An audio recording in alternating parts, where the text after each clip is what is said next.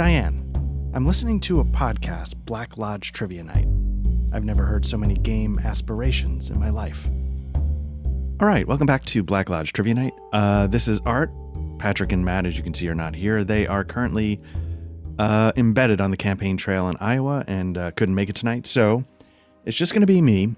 And what I thought I would do is we would keep the Free League train going and take a look at the One Ring 2nd edition with some Strider mode involved. So,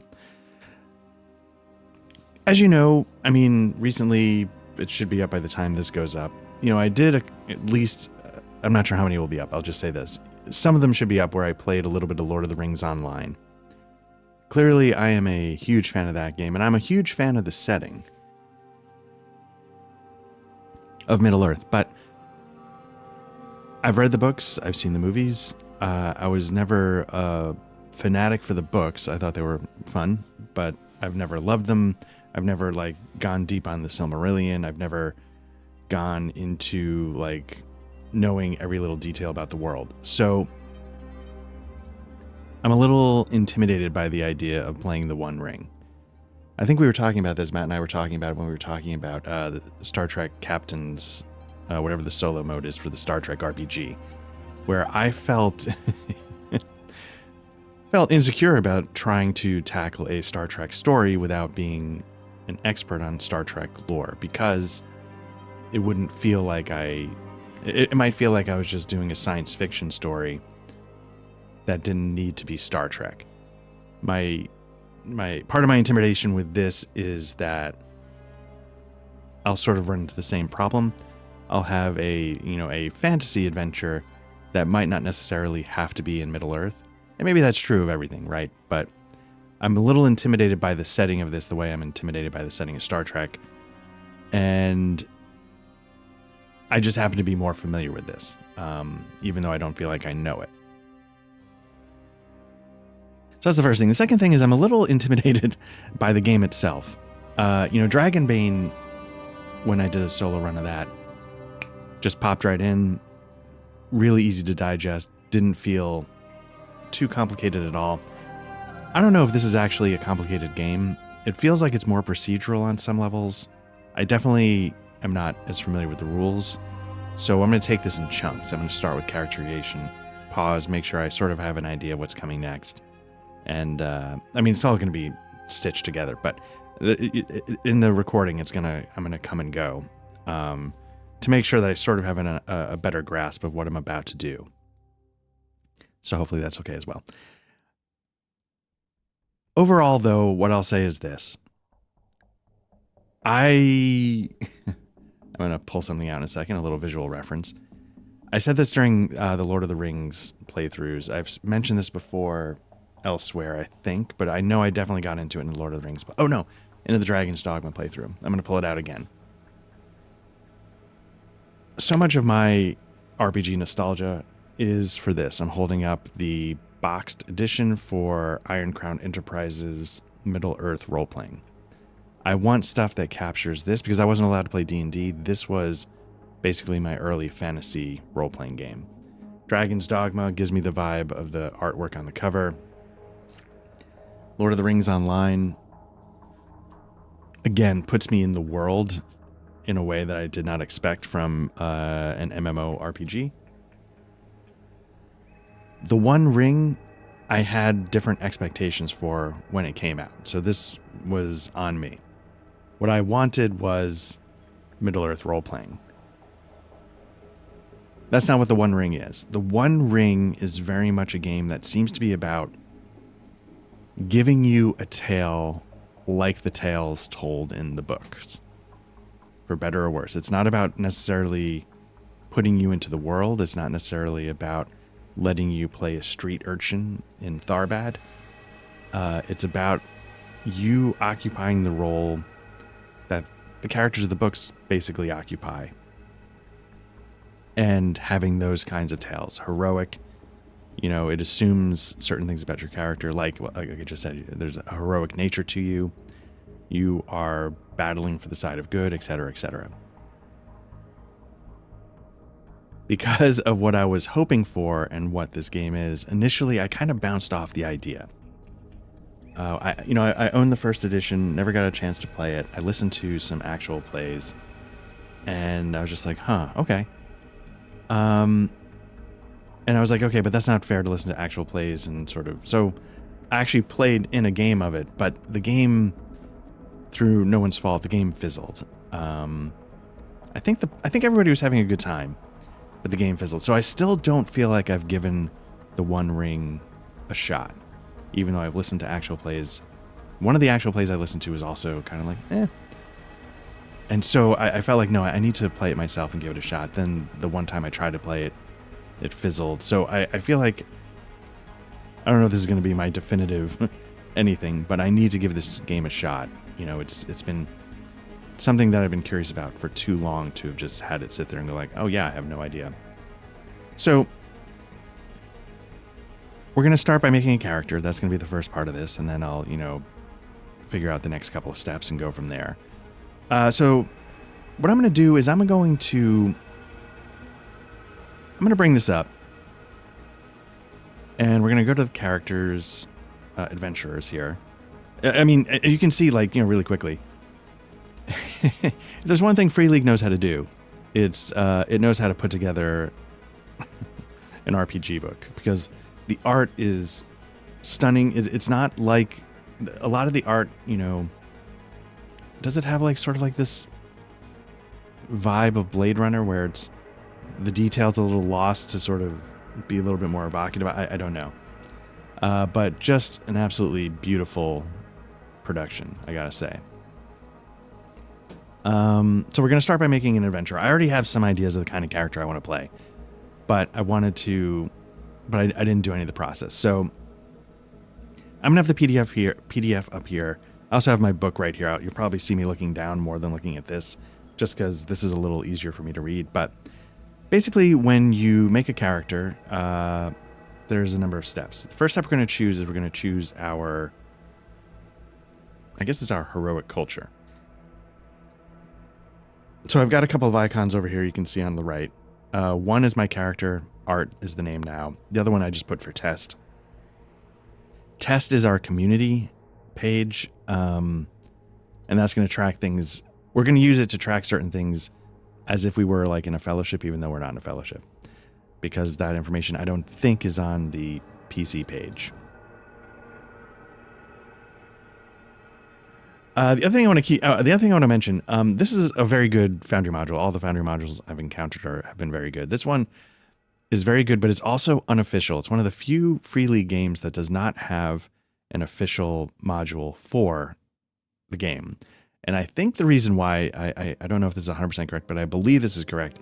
I think whoever's in charge of licensing IP, the Tolkien estate, I don't know who, I think they feel like this falls under the realm of video game.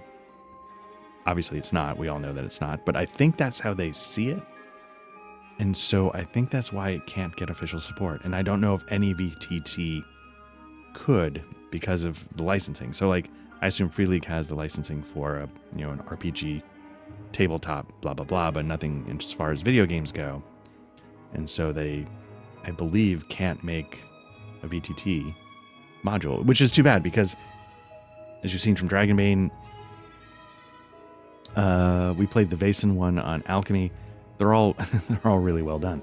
So anyway, having said that, what we're going to do is we're going to go through and start making some choices. I'm going to pop this out for now, just because you don't need to see that at the moment. So what we have to do is we have to first choose our heroic culture. The cultures are Bardings, Dwarves of Durin folk, Elves of Linden, Hobbits of the Shire, Men of Bree, Rangers of the North. So,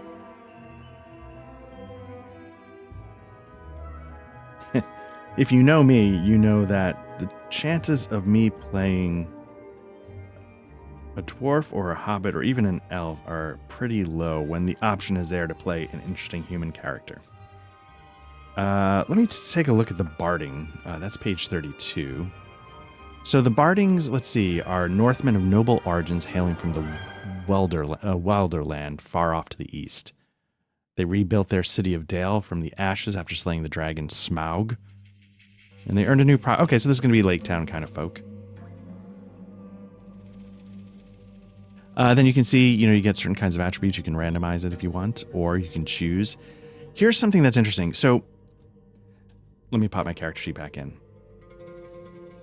Attributes. Strength, heart, wits. Strength, heart, wits. Target number is usually 20 minus whatever this number is. Okay. Part of the reason I think we struggled with my one playthrough is because we didn't know what we were doing creating a character.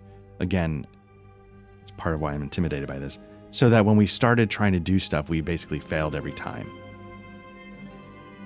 You have the choice. You can put like 5, 7, 2 for wits, right? So I can make my strength. Let's see how it fills in. 5. Okay, and what you can see is if 5 subtracts from the 20 to give you your target number. What I need to do is, can I change that target number? Because I'm in Strider mode, which is a solo mode, they don't want the starting target number to be 20. They recommend that that starting target number be 18. So Strider mode, they do that, but let me see, set the target base. So you can go here and set the target base number to 18. So now I'm nervous that I actually have to make a new character, but let's see. Nope, there we go. So instead of being, 20 minus 5 to give you 15, it's now 18 minus 5 to give you 13. Here's the trick.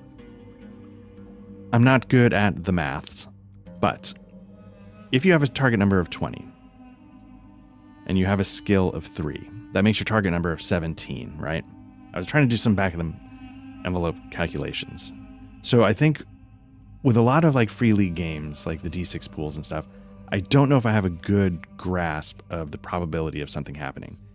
So in my head, I was like, oh, I'll take a wits of 3. It's not my strong suit, right? 20 minus 3 is a 17.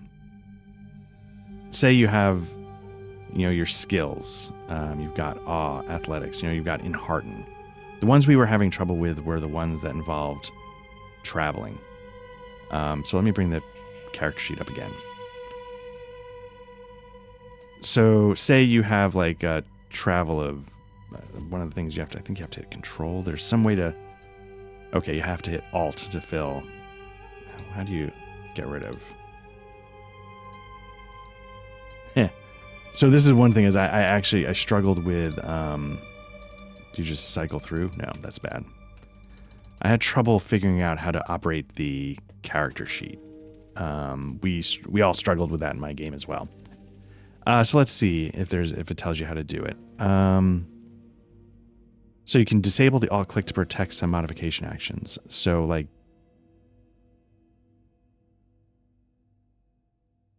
so if I disable that, am I not able to change those at all? Or does it just make it normal clicks? So yeah, I struggled a little bit with the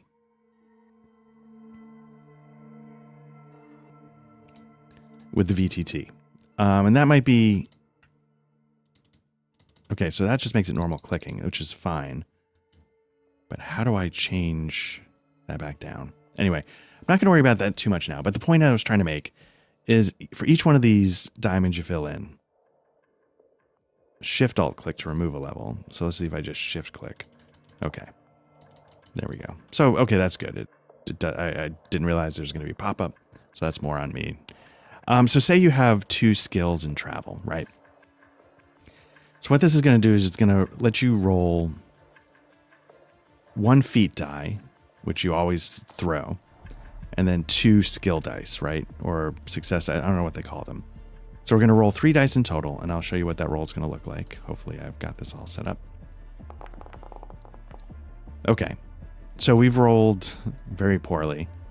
But you take the total from the dice, 1 and 3, and you're trying to beat your target score. I don't know what travel is. It might be wits. The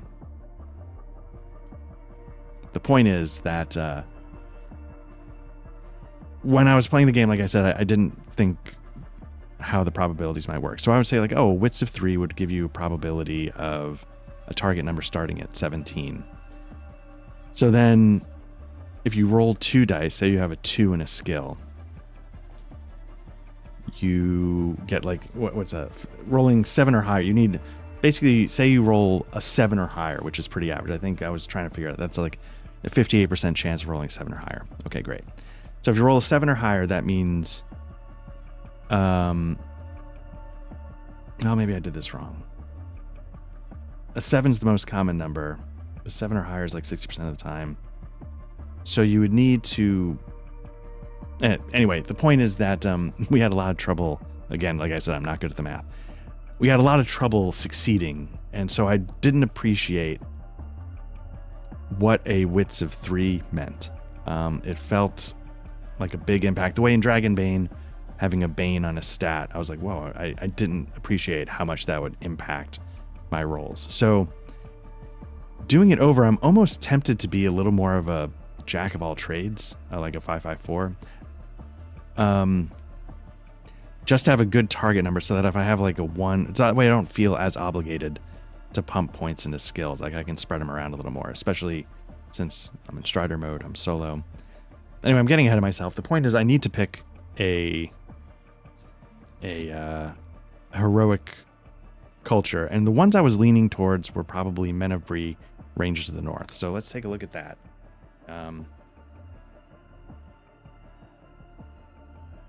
Okay, the Men of Bree are the inhabitants of Breeland, of course, and it's for villages lying around Bree Hill. If you've seen the Lord of the Rings stuff that I did, you know that one of them is going to be like Combe. I don't know if they're counting Archit. In Lord of the Rings Online, spoiler alert, Archit burns to the ground. So Combe, whatever. Anyway.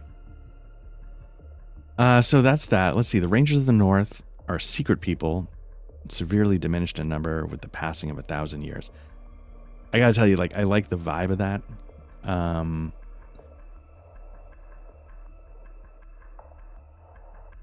have to admit, I like the vibe of that. But let's see, we also get some bonuses. Bree Blood. Each man of Bree in the company increases the fellowship rating by 1 point. That could be useful, I guess. Although we're not going to be using too much of the fellowship stuff. Because, again, we're in solo mode, so maybe we don't need to worry about that. So I think I'm going to go with a Ranger of the North. So let me get my character back up. And let's see. Do I just enter that? Title? No. Culture? I guess we're just going to type in Ranger of the North. Okay. You can see I already got my appropriately emo character icon ready to go because you can't go anywhere without that. Standard of living. I'm going to pop this out. Standard of living, as you can see, is frugal. So I'm going to switch on my character sheet to frugal. It's just a drop-down menu. I don't know if it matters. Allegiance of the Dunedain. The Rangers are devoted to fighting Sauron and his minions. The obligation makes it harder for them to put their spirit at ease even when enjoying a respite from adventuring. So this is a special rule. During the fellowship phase, you receive a maximum number of hope points equal to half your heart. I confess I don't know what you're normally supposed to get, which is, again, why I'm going to do this in chunks, but that sounds like it's not as good. Okay, so I guess I will put that... I don't know where I would put that. The cultural blessing is going to be Kings of Men. Add 1 point to your attribute of choice. So I'm just going to type in Kings of Men. And that's great. Calling, and we're going to get that in a second. Title, I'm not sure. Fellowship focus. Do I have a fellowship focus? Standard of living, frugal, I got that. So I'm not going to worry about the fellowship focus for the time being. We'll probably have to come back to that. Let's see. So now we have to look at our attributes. Again, we can roll. So if I just wanted to roll randomly,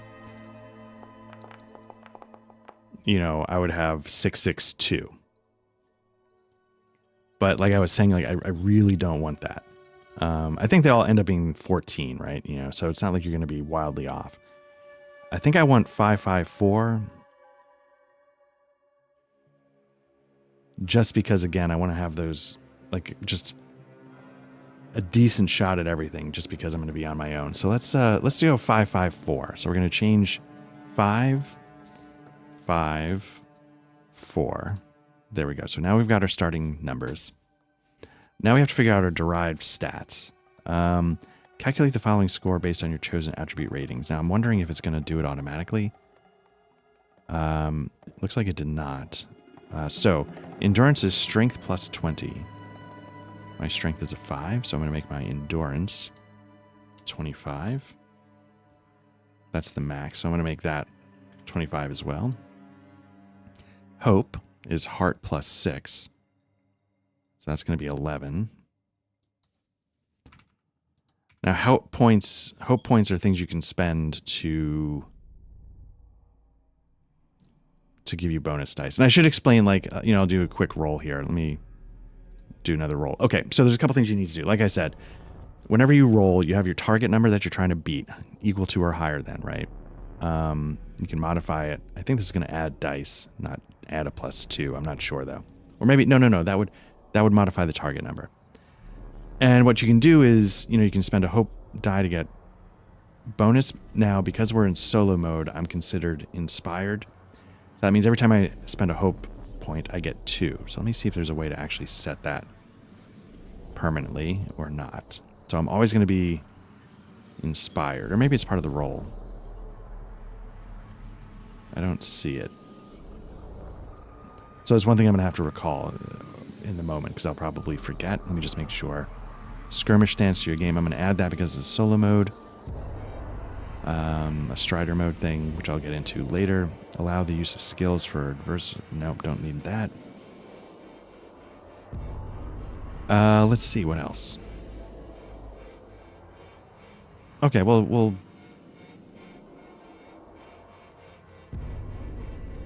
go with that. Okay, cool. I did like, really quickly, going back. Again, because this is unofficial, they can't really put stuff in there. But what they do allow you to do is inline journal into description. You can inline any journal page into item descriptions. So what that could be useful for is if you wanted to, say, have a buckler, you could actually link the rulebook page there, say, from the PDF. You can sort of make a link to that. And, that can make it... Now, my fear is that if they ever sort of updated the module or whatever, it might overwrite that, but you could at least make that connection to help your play if you wanted to. I'm a big fan of trying to put stuff in where it's easily clickable, so you're not like going back and forth all over the place. Maybe my players don't actually take advantage of it, but I do when I'm GMing. I'm clicking. I want to have hyperlinks. I want to have it all, baby. Okay, so now that we've done, that, done our attributes, we've done our, oh nope, I didn't finish the derived stats. We need, what was the last one? Parry. I just got to find out parry. Here we go. Our parry is going to be wits plus 14. Now, wits is our weakest stat, as it is in life, so it's going to be an 18. And so I think we're good. So now we go to our skills. Copy the listed skill ranks onto the character sheet, and then choose one skill among the 2 underlined and mark it as favored. So it can be either hunting or lore.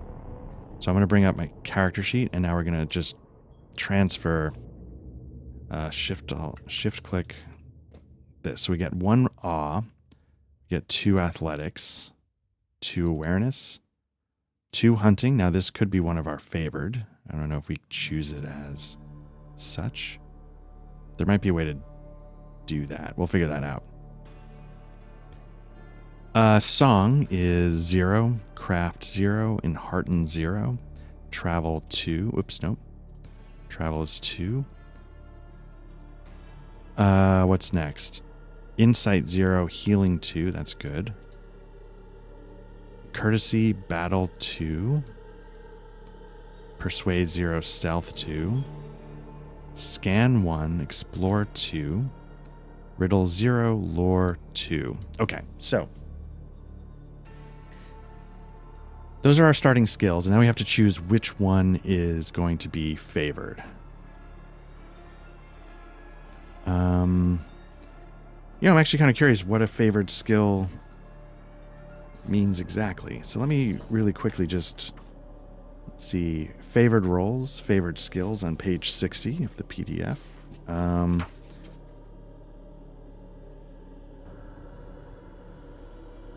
So flipping through, let's go to page 60. A favored skill. All rolls made using a favored skill are favored rolls. The acting player rolls 2 feat dice, keeping the best result. Okay, so as you can see, there's sort of like a Boon's Bane's kind of, you know, system going on here, which is a nice touch.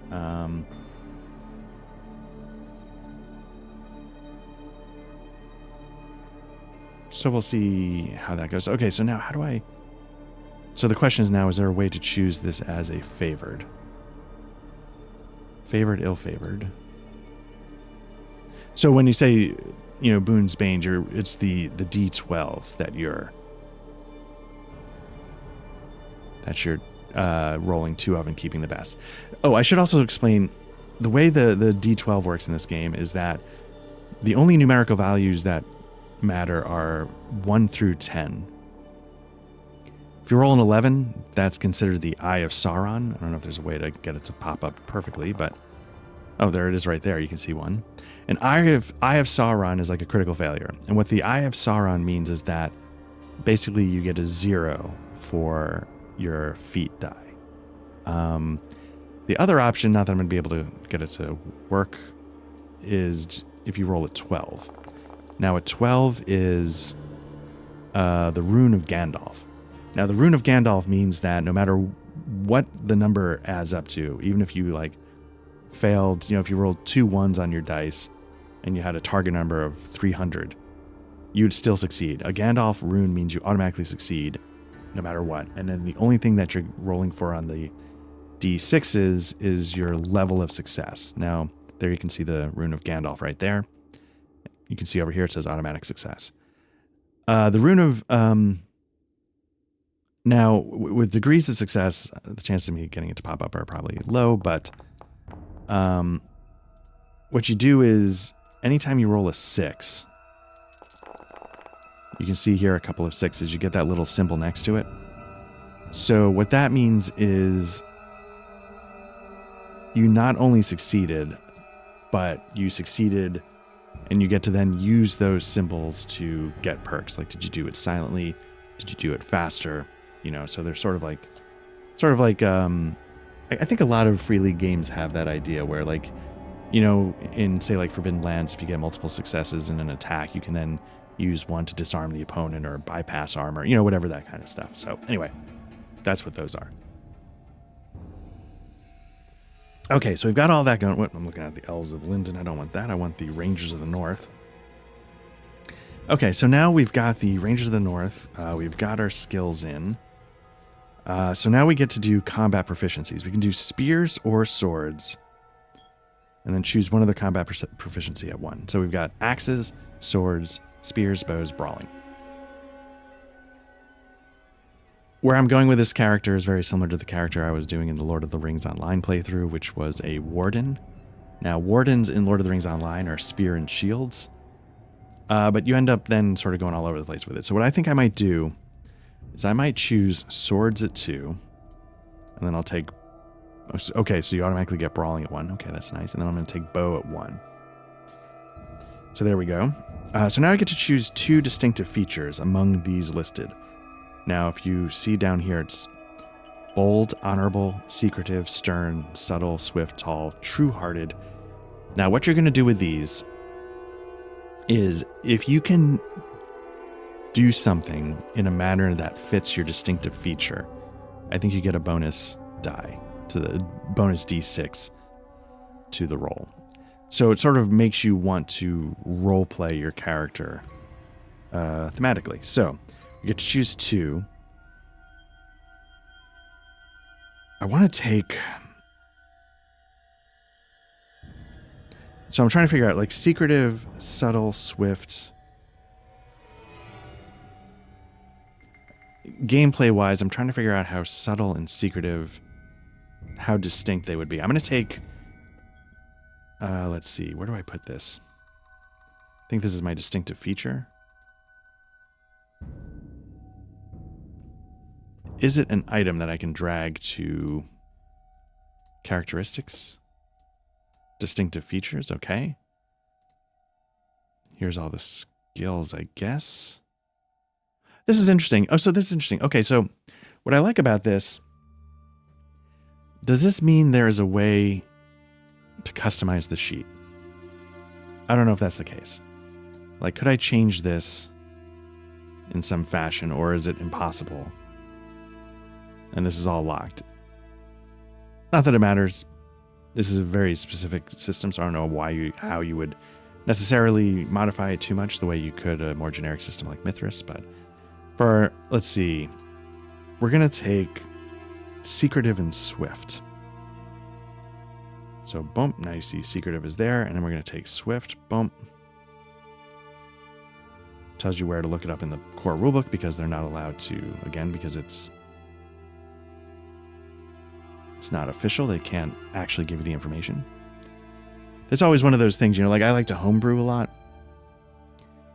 And, you know, when it's for my own personal thing, like it's not such a big deal. But, you know, for my spy stuff, I'm like, could this be something more? Like, is there something more I'd ever want to do with this? And then I got to start paying attention, like, okay, so wait, how do I, you know, so then what I did was I was initially going to use Mithras. And as soon as I realized, you know, maybe I want to see if there's something here that could be interesting to others, I was like, okay, I can't use Mithras anymore. I got to switch to the Mithras Imperative or whatever the free part is. And go from there. Okay, so we've got that. Is there anything else here that I'm... Flaws, skills, virtues, Rangers of the North. I guess we're going to have to pick that in a sec. Okay, so languages and typical names.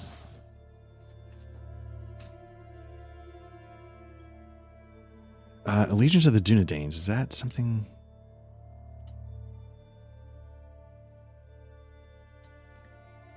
I feel like at some point I need to pick one of these, and I don't know when I do that. Okay. So, for the languages, we're going to take the native language of the Dunedane is Westron, or Common Speech. Some still learn the Sindarin Elven tongue, as it is handed down from generation to generation. Do I put languages anywhere on here? Maybe not. Okay. So, male names. I'm not going to go to some generator. I'm just going to pick one. I'm going to pick Eridan. Because I want to do this... Going back to what I was saying, a lot of my hopes for this game were very different than what the game turned out to be. So I want to give this game a shot as it is as much as possible without being like, no, let me go change the names. No, because there's something else I want to get into that I was thinking about changing. I'm like, no, I'm not going to do that. Let's just do it as designed. Okay, so we've got that all pulled out, and now we're going to go next to, let's see. At some point I'm going to miss stuff and we're going to go back, but so next we have to go to, we chose Rangers of the North. Record your cultural blessing. Cultural blessings are, did I do that? Cultural blessing is King of Men. Do I want that? I think there's a reason. I don't know if I picked that. Did I?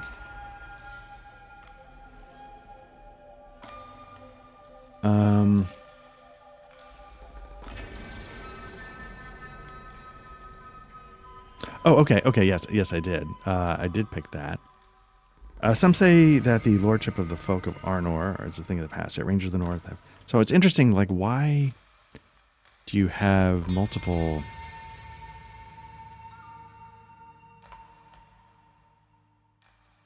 Virtues for Rangers of the North when... Oh, wait. That's because I'm doing virtues. Okay. Let's see where you... before I get off here, let me see where I do virtues. Page 80. Because it might be something we're supposed to be doing now, and it's not actually listed here as part of the... so we're looking for the virtues of... Rangers of the North. We've got Endurance of the Ranger. If you wear a suit of leather armor or no armor at all and carry no shield, you never gain fatigue during a journey. Journeys, I think I was saying this, journeys are what really tripped us up. We were getting tons of stuff wrong because we didn't understand how they worked. We were failing all the time, and it really proved complicated. Foresight of their kindred. During an adventure phase, you may invoke your foresight a number of times equal to your wisdom to bestow it upon yourself or another member of the company. Okay, so you can give it to somebody else. The gift can be spent at any moment to re-roll all the dice involved in any one roll, whether made by the player hero or an adversary targeting them. Oh, okay. All right, that's interesting. Heir of Arnor. With the help of the lore master, use the rules on page 161 to create either a marvelous artifact or a famous weapon, possessing a single enchanted reward. So I think one thing is if you get that kind of weapon, it might actually increase Sauron's eye upon you, so to speak. So you're going to get a bonus for that, but it might make you more likely to be noticed by, the eye of Sauron and the evil forces. The item is generally of Numenorian craftsmanship, but might even be of Elven or Dwarven make. When you retire, this object is passed on to your heir as an additional heirloom. That's actually something that's in this game. It will not come up in my playthrough. But I think, yeah, you can... That's how you keep your character going. Eventually, this game is meant to take place in campaigns over years, decades. And so eventually your character will age out of adventuring, and you can continue the story with your heir. Strength of will. Oh, royalty revealed once per combat. When you fight in an open stance, you may attempt to rally comrades. I'm not going to do that because I'm not going to have any comrades. Strength of will. You gain 1d on all shadow tests made to resist the effects of dread. Ways of the wild. Whenever you are making a roll using explore, hunting, travel, spend 1 hope to achieve magical success. So that's just like, boom, you got it. Additionally, you are always allowed to cover more than 1 roll during a journey. That's important in a group. Again, we were having trouble because one person would do this, one person would do that, and none of us were good at any of it. Here, I'm automatically covering all the rolls in some fashion anyway, so I'm not going to do that. So I think the ones I'm leaning toward are either... The shadow test, I don't exactly know how impactful that would be. Maybe that's actually the best one, but I'm leaning more towards the artifact, or more likely... During the adventure phase, you may...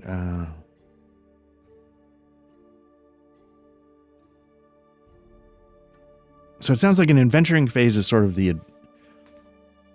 what it sounds like. So say your adventure lasts three sessions. Those 3 sessions are the adventuring phase. And so what it sounds like is you get to do rerolls a number of times equal to your wisdom over the adventure. I was thinking going light armor anyway, so it might be nice to never get fatigue from traveling. So I'm going to take Endurance of the Ranger. Where did that go? Okay, Virtues, Endurance of the Ranger. So that means I'm never going to take fatigue when I'm traveling. And traveling is a big part of this game. It's not like, the adventure takes place and you're in the spot and that's it. It's really also about getting there, plotting your route, what happens along the way, much like the books. Okay, so we did that. So that's taken care of. It's interesting that they don't mention it here. Maybe there's a reason why you choose it at the end. I picked a name, I think, right? Eridan. And if you want to know how I pick my names, I pick my names based on what seems like it'll be relatively easy to pronounce phonetically. That's it. Because usually somebody else has to be able to say my name. Okay, so callings, we have different choices. Assuming we're at that step, let's find out. Let's see. We did the cultural blessing. We did our attributes. We calculated strength, heart, and wits. Do we endurance, hope, parry? Yes, we did. Record your skill. Yes, we did that. And combat proficiency, we did that. Choose your distinctive feature.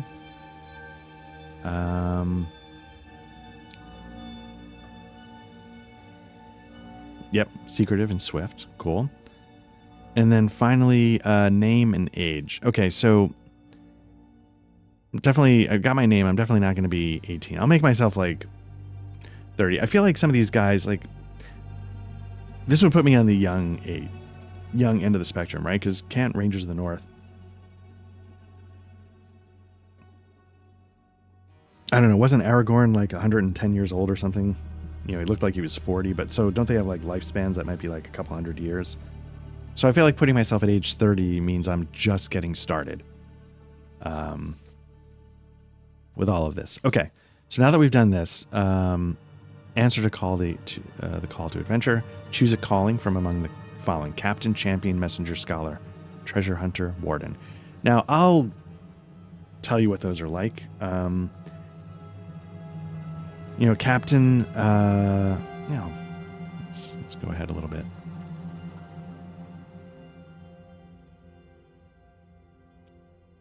You can even see like 1 is poor, 2 is average. But again, average, I felt like when you have like a 3 in the stat, average is really, it's hard to get. So anyway, we're going to be able to speak Western. I'm not going to worry too much about languages, but we're looking to get to page 44.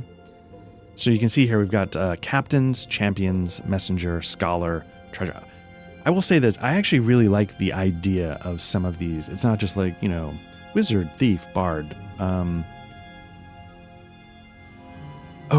My favorite skills. I needed to choose one of those 2 skills. How do I choose a skill to be favored? The choices were hunting or lore.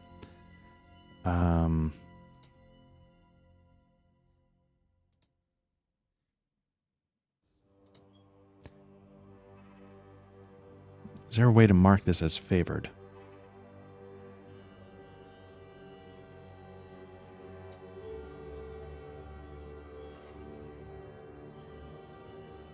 I mean, that's the thing. I get favored is you roll.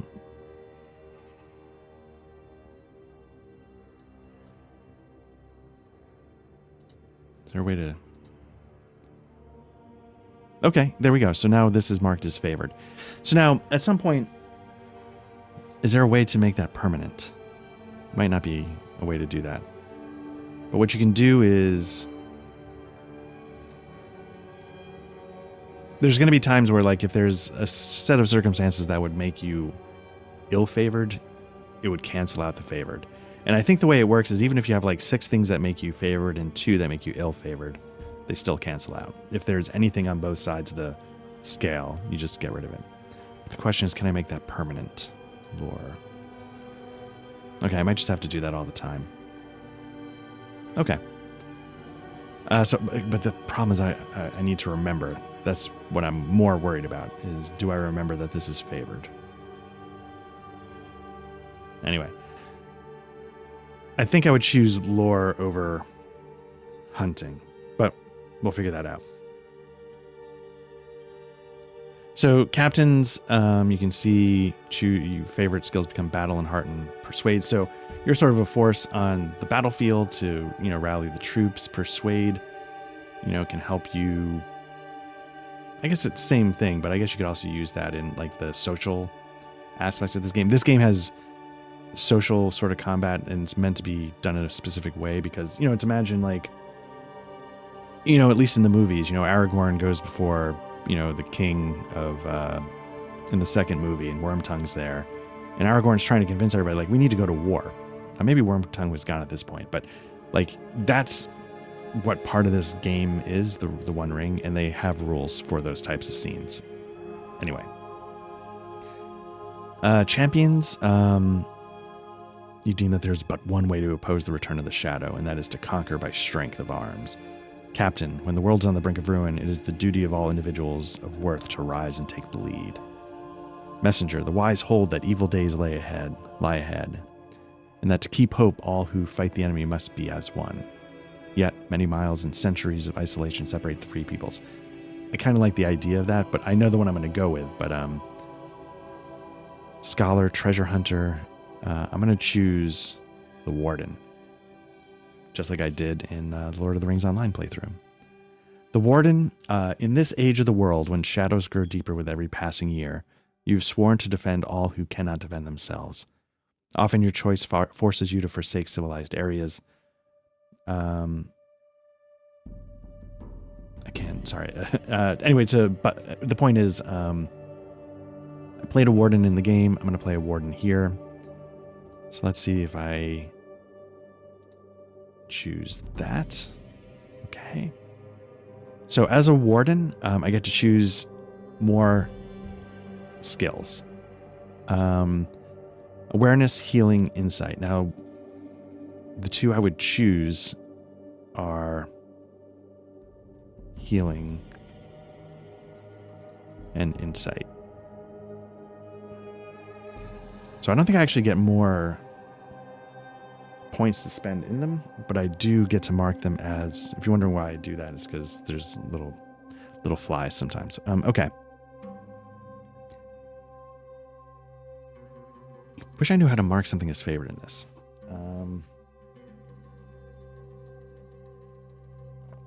I think it's going to be as simple as clicking the red button next to it. Let me try that. That is it. So lore is favored, and then I wanted to do awareness and healing. Insight, I don't have any in, so it feels like, why would I don't have any in yet. I should say that. Sorry, this is getting really irritating. So I mentioned this before. We have some plants here, and my daughter is trying to grow an avocado tree, which I think is very cool. But for some reason, it attracts fruit flies. Well, I mean, avocado is a fruit. I get it. But it's not like we're having avocados growing everywhere for the fruit flies to swarm. But anyway, every once in a while, one gets attracted to the lights and whatever. And what happens is it sort of flies around. Being an old man, I have luckily I only have one, but I have a floater like in your eyeball. And so sometimes I think it's that. And then all of a sudden I realize, oh no, it's trying to like fly up my nose or land on my eyeball or something. So, all right. So we've checked those skills as favored. Additional distinctive feature, shadow lore. You have recognized that there is a hidden thread unifying most of what is malicious, dark, and terrible in Middle-earth, and that the thread is thickening year after year. A quality shared by the wise of the land, the truth behind this knowledge is becoming clearer as time passes. Okay, so is that something I just type in as a distinctive feature? No, if it's a distinctive feature, I think I have to drag it from here. So we're going to do distinctive features of calling. Shadow lore is what we get. There we go. So now we got shadow lore. So again, if we can use one of these to justify our actions, I think we get a bonus success die, which is D6. Shadow path is something that we now have to pick. Self-doubt is often the way that the shadow chooses to reach the heart of those who pose it. For they know that the enemy is strong and terrible, and that those they protect are too naive or weak to fend for themselves. Every day they ask themselves, will my strength be enough to prevail, or will I drag down the innocent in defeat? So we're going to put Path of Despair here. Ooh, nope. Get it on the third try. Perfect. Okay, so we've got that filled in. So I think now what we have to do is we have to do our previous experience, right? So normally what you do is you get 10 points now to spend on improving your skills, fleshing that out. Because we're in Strider mode, they make that 15, because again, we're going to be on our own. So you can see from 0 to 1 is 1 point, from 1 to 2 is 2 points, 2 to 3 is 3, 3 to 4 is 5 points. Combat proficiencies cost extra, so if you want to get better at fighting, it's a little more expensive. So, got a total of 15 points. 14 points. 13 points. Enhearten, I don't know if Enhearten is going to be very important because it's sort of helping the people around you.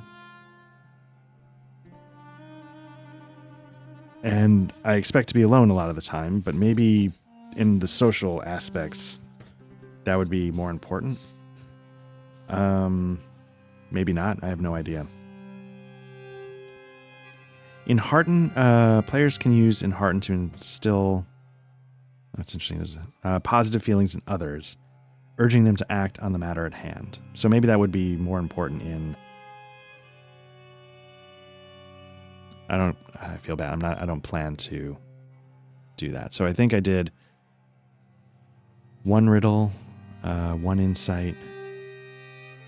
So I'm down to 13. I need to actually just spend it because I'm going to forget. 13. I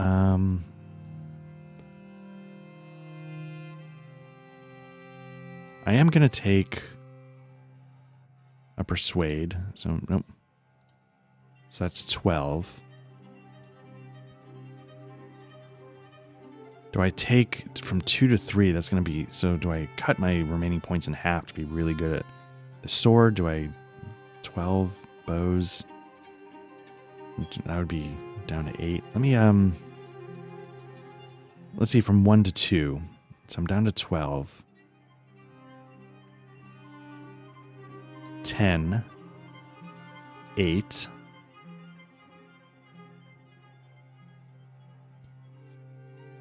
Song and craft are these things I actually have to worry about. The song skill is used to recite poems, sing songs, play instruments.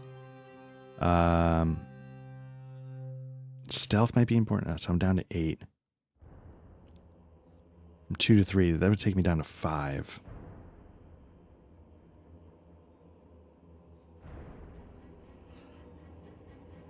What I should do is I should look at the Strider mode and look at... When I'm traveling, there's going to be 3 skills that I could have to check. Hunting, explore, awareness seem to be the main.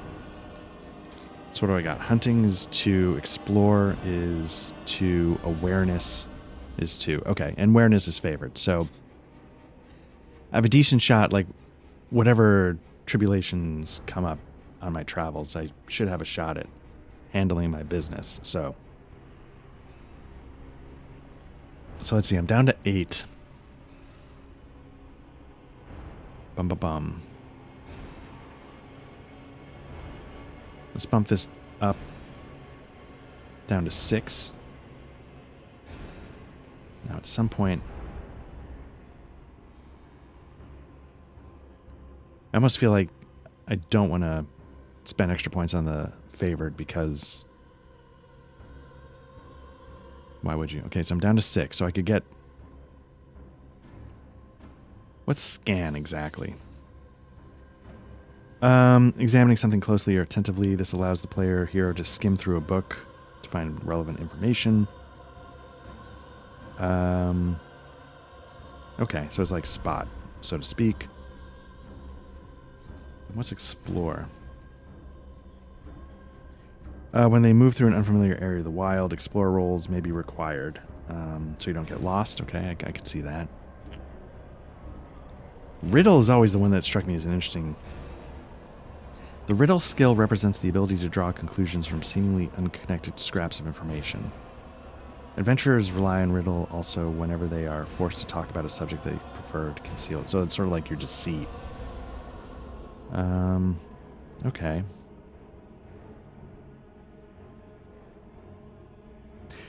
Travel lets a player... Where is travel? It's right there. Estimate the length of a journey, read a map, and even evaluate whether a group of strangers on the road can be approached safely. Okay. I think what I'm going to do is I'm going to up stealth, so I'm down to 3, and I'm going to up travel. I don't know if that's actually min-maxing the smartest thing to do, but I'm sort of picturing this guy, you know, as what the warden is supposed to be. You know, I'm solitary, I'm wandering the earth, doing the good deeds, protecting, fighting the fight, etc. So, if nothing else, I would be well-traveled. Okay, so let's... So we did our previous experience. We spent 15 instead of 10 because we're in Strider mode. And now we pick our gear. All heroes start their adventuring gear fully equipped with personal items and gear they consider best suited to a life on the road. In the game, such possessions are represented by an adventurer's war gear, traveling gear, and useful items. So it sounds like I can just take whatever on some level. So let's see what we got for equipment.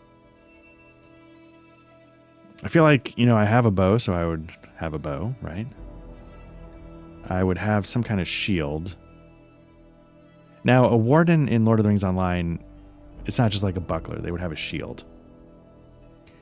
And then I think I took sword, so I would take a one-handed long sword. And I think normally I would equip that. Nope, not that. That. That would be my normal thing. I think I would start with some armor, because again, I'm a warrior. It's not going to be the heavy stuff. It's going to be leather, so that's going to mean I don't have to worry about fatigue when I travel because it's leather. So let's equip that. Somewhere you can see it's calculating load. Right there. Okay. What else? I mean, that's basically it, right? Like, I don't need anything else. I think that's the main thing is going to... Equipment gear. I wonder what they have in the book. They didn't list anything here. They just put some weapons. I'm wondering what we're supposed to track.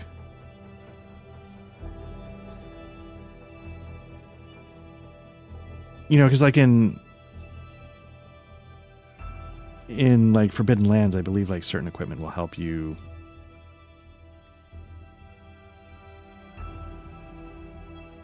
get better rolls on survival or whatever. But I'm not seeing the equipment list I just blew by was the weapons.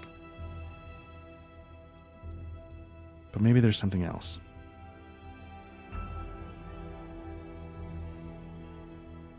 Okay. Well, I'm not going to worry about it now. I'm just going to go with that, and we'll figure the rest out as we go. So now that we've... Oh, traveling traveling gear. It's right here. Okay. A hero's traveling gear includes the belonging... Sure. Traveling gear does not need to be annotated in detail. Just sort of assume you have it. Okay. Cool. Useful items. Any tool, instrument, or device carried by a player hero to perform one or more specific tasks is a useful item. Things like a hammer, a hunting knife, a coil of good rope, lantern, flint steel, so on. These are items that may gain the player heroes an advantage in game terms, but also may allow them to do things that could not be done without them. For example, digging a hole in frozen ground can hardly be accomplished without a pickaxe. So frugal is where I'm at, so I'm going to get one useful item. Let's see if it gives me some examples. Here we go. A knife for skinning rabbits, a coil of rope with a grappling hook to climb, a windproof lantern, clothing, balm, liquor. I like the idea of this sunstone to navigate in bad weather, because again, I'm out there walking the earth. So maybe I'll do that. Let's make that I'll go with a sunstone to help me not get lost.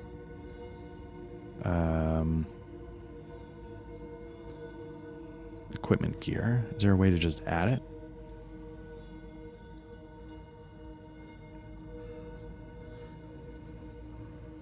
Okay. Because there is no equipment listed here. But let me just try making an item really quickly and see how that works. Let's create an item. This is going to be not armor, not weapon.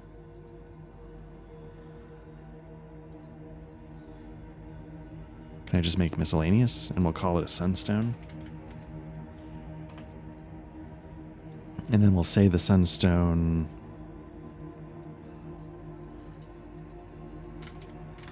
helps player navigate in bad weather. So maybe what we'll say this sunstone we'll say doesn't really have a load. Its effects, and this is often a thing that a lot of modules have, and it lets you sort of get into like it's very complicated to figure out, but you can change attributes, you can multiply, add, downgrade. There's a lot of things you can do to modify a die roll automatically. But you have to sort of be careful because it's a pretty universal application of it, and you got to make sure you sort of get the parameters entered correctly.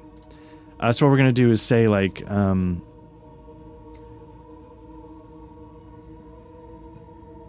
don't know exactly what the issue is in bad weather, but we'll know that it just negates that effect. Like, I don't know if it's like you become ill-favored and just makes it a normal roll.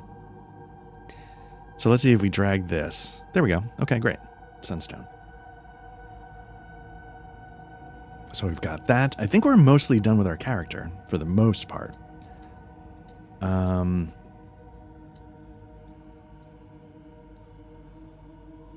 So let's see what comes next. Okay, so we've got our useful item. Okay. Ponies and horses. Frugal, we do not get a mount. Good to know. The usefulness of ponies and horses as far as journeys are concerned is based on their vigor rating. Okay, we're not going to worry about that. Starting reward and virtue. There are many things that may betray the true nature of adventurers, etc., etc. The growth in stature of a hero. Okay, starting rewards. So we choose armor, helm. Okay, so we get a couple of quick bonuses here. So let me just go back to page 51.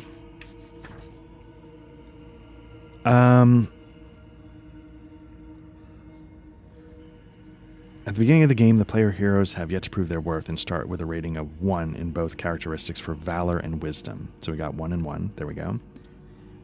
That's sort of like your experience points. At the start of the game, all players get to choose 1 virtue and 1 reward. I think we chose our virtue, didn't we? Did we not? Virtue, we did. Endurance of the Ranger.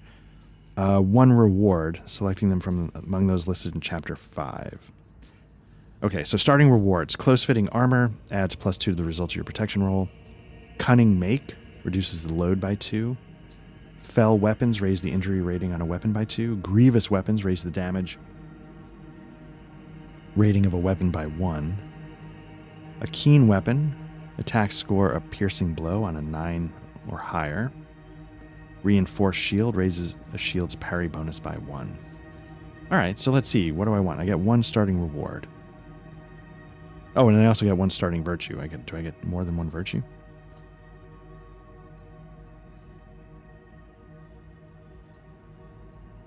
I might get 1 to go with...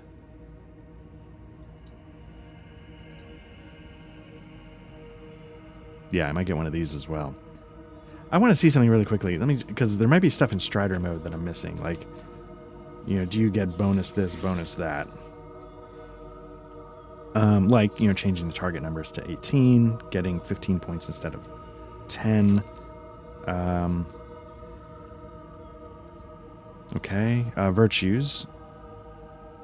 So you want to pick a virtue that's not just good for a fellowship. So let's see, like, confidence raises hopes by 2, dour-handed hardiness. Mastery will let me do more favorite skills. Nimbleness. I might choose mastery. Well, let me... So I get to choose 2 more favored skills. And what I think I might do is I might... stealth is... I'm already pretty good at it. So what I might do is I might choose... Riddle, and I might choose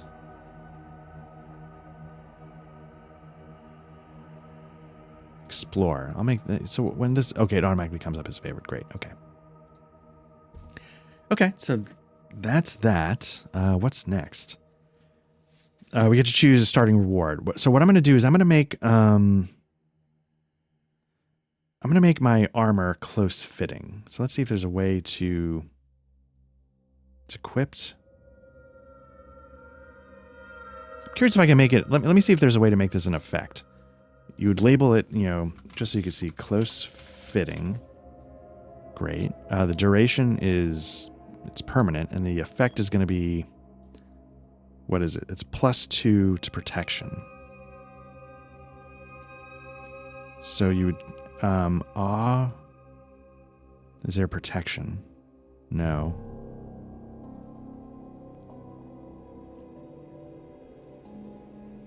What's the roll?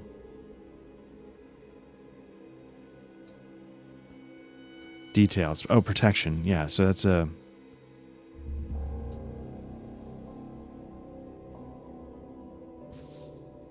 that is armor protection. Add, let's see, +2. Let's see if that works. So it's got this effect, close fitting. So let's see now, can I roll this? What does it do? Because what you want to do is you make sure it's not like rolling 2 extra dice. You want to make sure it's rolling, actually rolling 2. And I don't know how to roll. Maybe there is no actual roll. Maybe you just have to know and then you roll it yourself. So we'll figure that out, but I'll mark this as close fitting. So anyway, so there we go. So we've got our starting virtue, we got our starting reward. The company, we don't have to worry about the company because there is none. So the next thing we have to do is we have to choose our patron. This was the first thing that made me go like, wait a minute. This is not the game I was hoping for when I was looking for a sequel to Middle-earth role-playing. Now, the reason why is because you have to choose someone who's going to be like your quest giver in a way, right? Balin, Bilbo Baggins, I don't know if Círdan of the Shipwright, Gandalf the Grey, Gilraine, daughter of Durhale. My pronunciation is going to be bad. I don't know who that is, but I looked it up.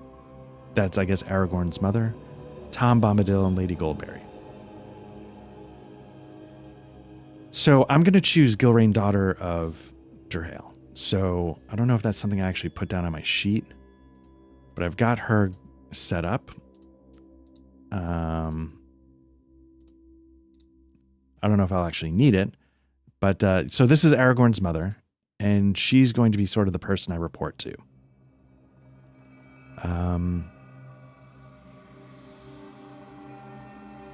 Now let me tell you why that was an immediate turnoff. I feel like that's something you should earn, right? I don't know if that makes sense. Like, if I'm playing a Star Wars game and my level 1 character is reporting directly to Luke Skywalker, that feels off. Or in real life, if I, checked in with Taylor Swift, or, just like, there's a thing, it's part of the suspension of disbelief, and I'm just going to nerd out a little bit and sound like a douchebag for a moment. There's the suspension of disbelief. There's sort of this idea where, in a story, oh man, how do you, let me look it up. Yeah, I'm sorry. The idea is like there's probable impossibilities, and then there are improbable possibilities. So there's probable impossibilities, improbable possibilities.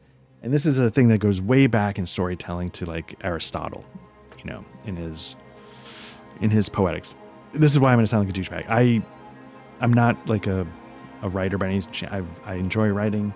I studied filmmaking. Some of this stuff came up when we had to do screenwriting classes. This one in particular always was something that stuck with me. And then when I've heard people speak, like one of the better screenwriters out there is a guy named Aaron Sorkin from like The West Wing. I think he won an Oscar for The Social Network. He's big on these Aristotle rules. And this was one that he called out again, and that sort of put it back in my memory when I was, So it's one that's always stuck with me.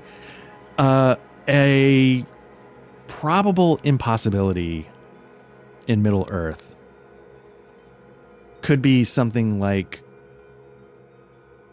when you throw the One Ring into the volcano, it kills Sauron. Like, that's impossible, right? But when you establish your world, you take the time and the care to make this impossibility seem probable. That's what we have to do? Okay. And the audience will buy into that. Improbable possibilities means that is like, what are the chances that I know Gandalf the Grey? Is it possible? Yes. Is it likely? Oh my God, no. Right? Like, and so these are the kinds of things that if you set your story up correctly, you can make the impossible seem like, oh, this makes sense in the context of this world. Where things that would be possible, you know, but if you rely on them, they're so unlikely that it sort of jams up the audience's suspension of disbelief. You know, like in real life, is it possible that I know Taylor Swift? Yeah, sure. Is it likely?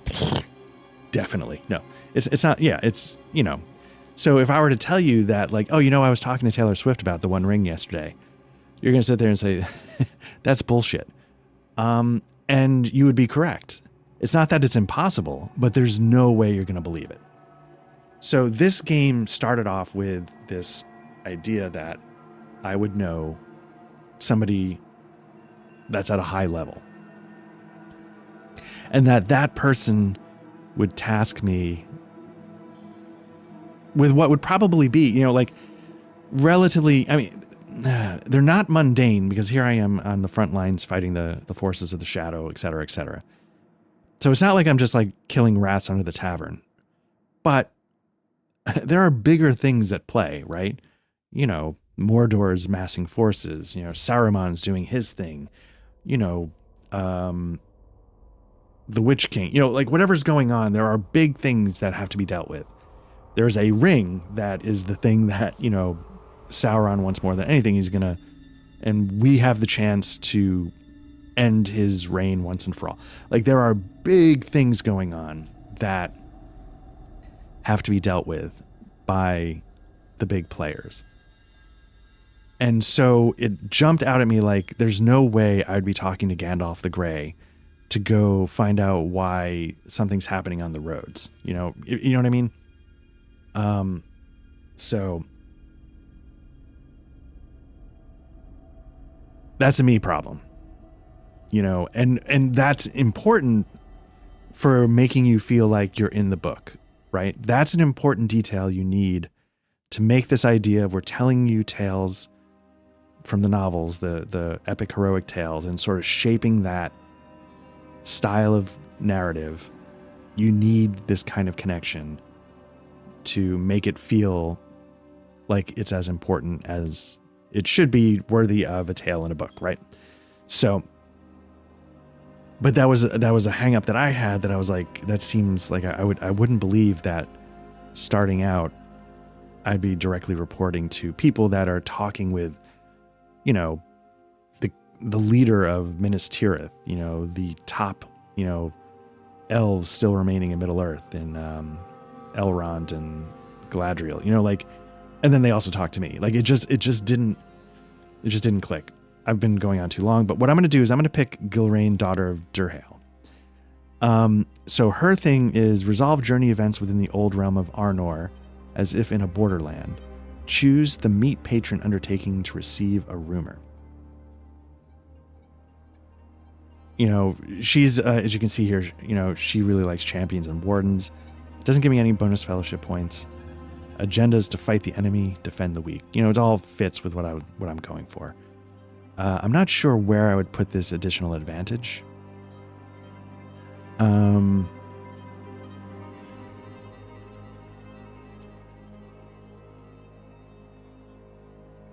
going to put it in my background, I guess. For now. So my patron, can I put my patron up top? I guess not. And I don't see it anywhere else, even though I may be missing it. I'm fully aware that I'm... So my patron is going to be... let's see, Gilraine, daughter of Durhale. And so then I'm going to do resolve journey. I'm going to capitalize that just because it's a specific thing within the old realm of, and I'll show you what this means in a second, Arnor, as if in a borderland, because that's also a very specific mechanic. Choose meet patron. I wonder if choose meet patron is like a fellowship activity. Like I was saying, there's the adventuring phase, which is when you go have your typical adventure. Then there's the fellowship phase afterwards, where you come back and you do stuff, like you spend time, you live your life outside of the adventure. You might talk to your patron, get a rumor, it's all these things. And that's why the game is meant to be played out over years or decades, because every time you have an adventure, you come back and you spend a period not having an adventure and doing more character stuff. And then I think once a year, they have the Yule fellowship phase, and that's like twice as long. So you get to do extra stuff then. Anyway, I don't have like a firm grasp on that, and it probably won't matter too much for a while. So that's why I don't have a grasp on it, because I was sort of pushing that part off. Choose meet patron undertaking to receive a rumor. And I'm going to spell rumor the British way, much like the book. So I'm just going to jot that down. So there we go. I think for the most part, we have picked our starting patron, and we don't have to worry about the fellowship focus. Fellowship rating. I might have to worry about some stuff like that. Skill points. Don't have to worry about that yet. So I believe we've maybe started... I feel like we've done what we need to do to make our character. And I know this went long, and I apologize. I figured it would take about 45 minutes, but I ramble. So it's went a little bit longer than even the Dragonbane, but it's a little bit more complicated, I guess. So yeah, what I'm going to do is I'm going to pause now. I'll double check my work, make sure we get the rules started, and then we will start our adventure phase. Okay, so we're back. And first things first, like I said, we're going to check some of the rules. There's a couple things I definitely got wrong. Some stupid, some I just overlooked.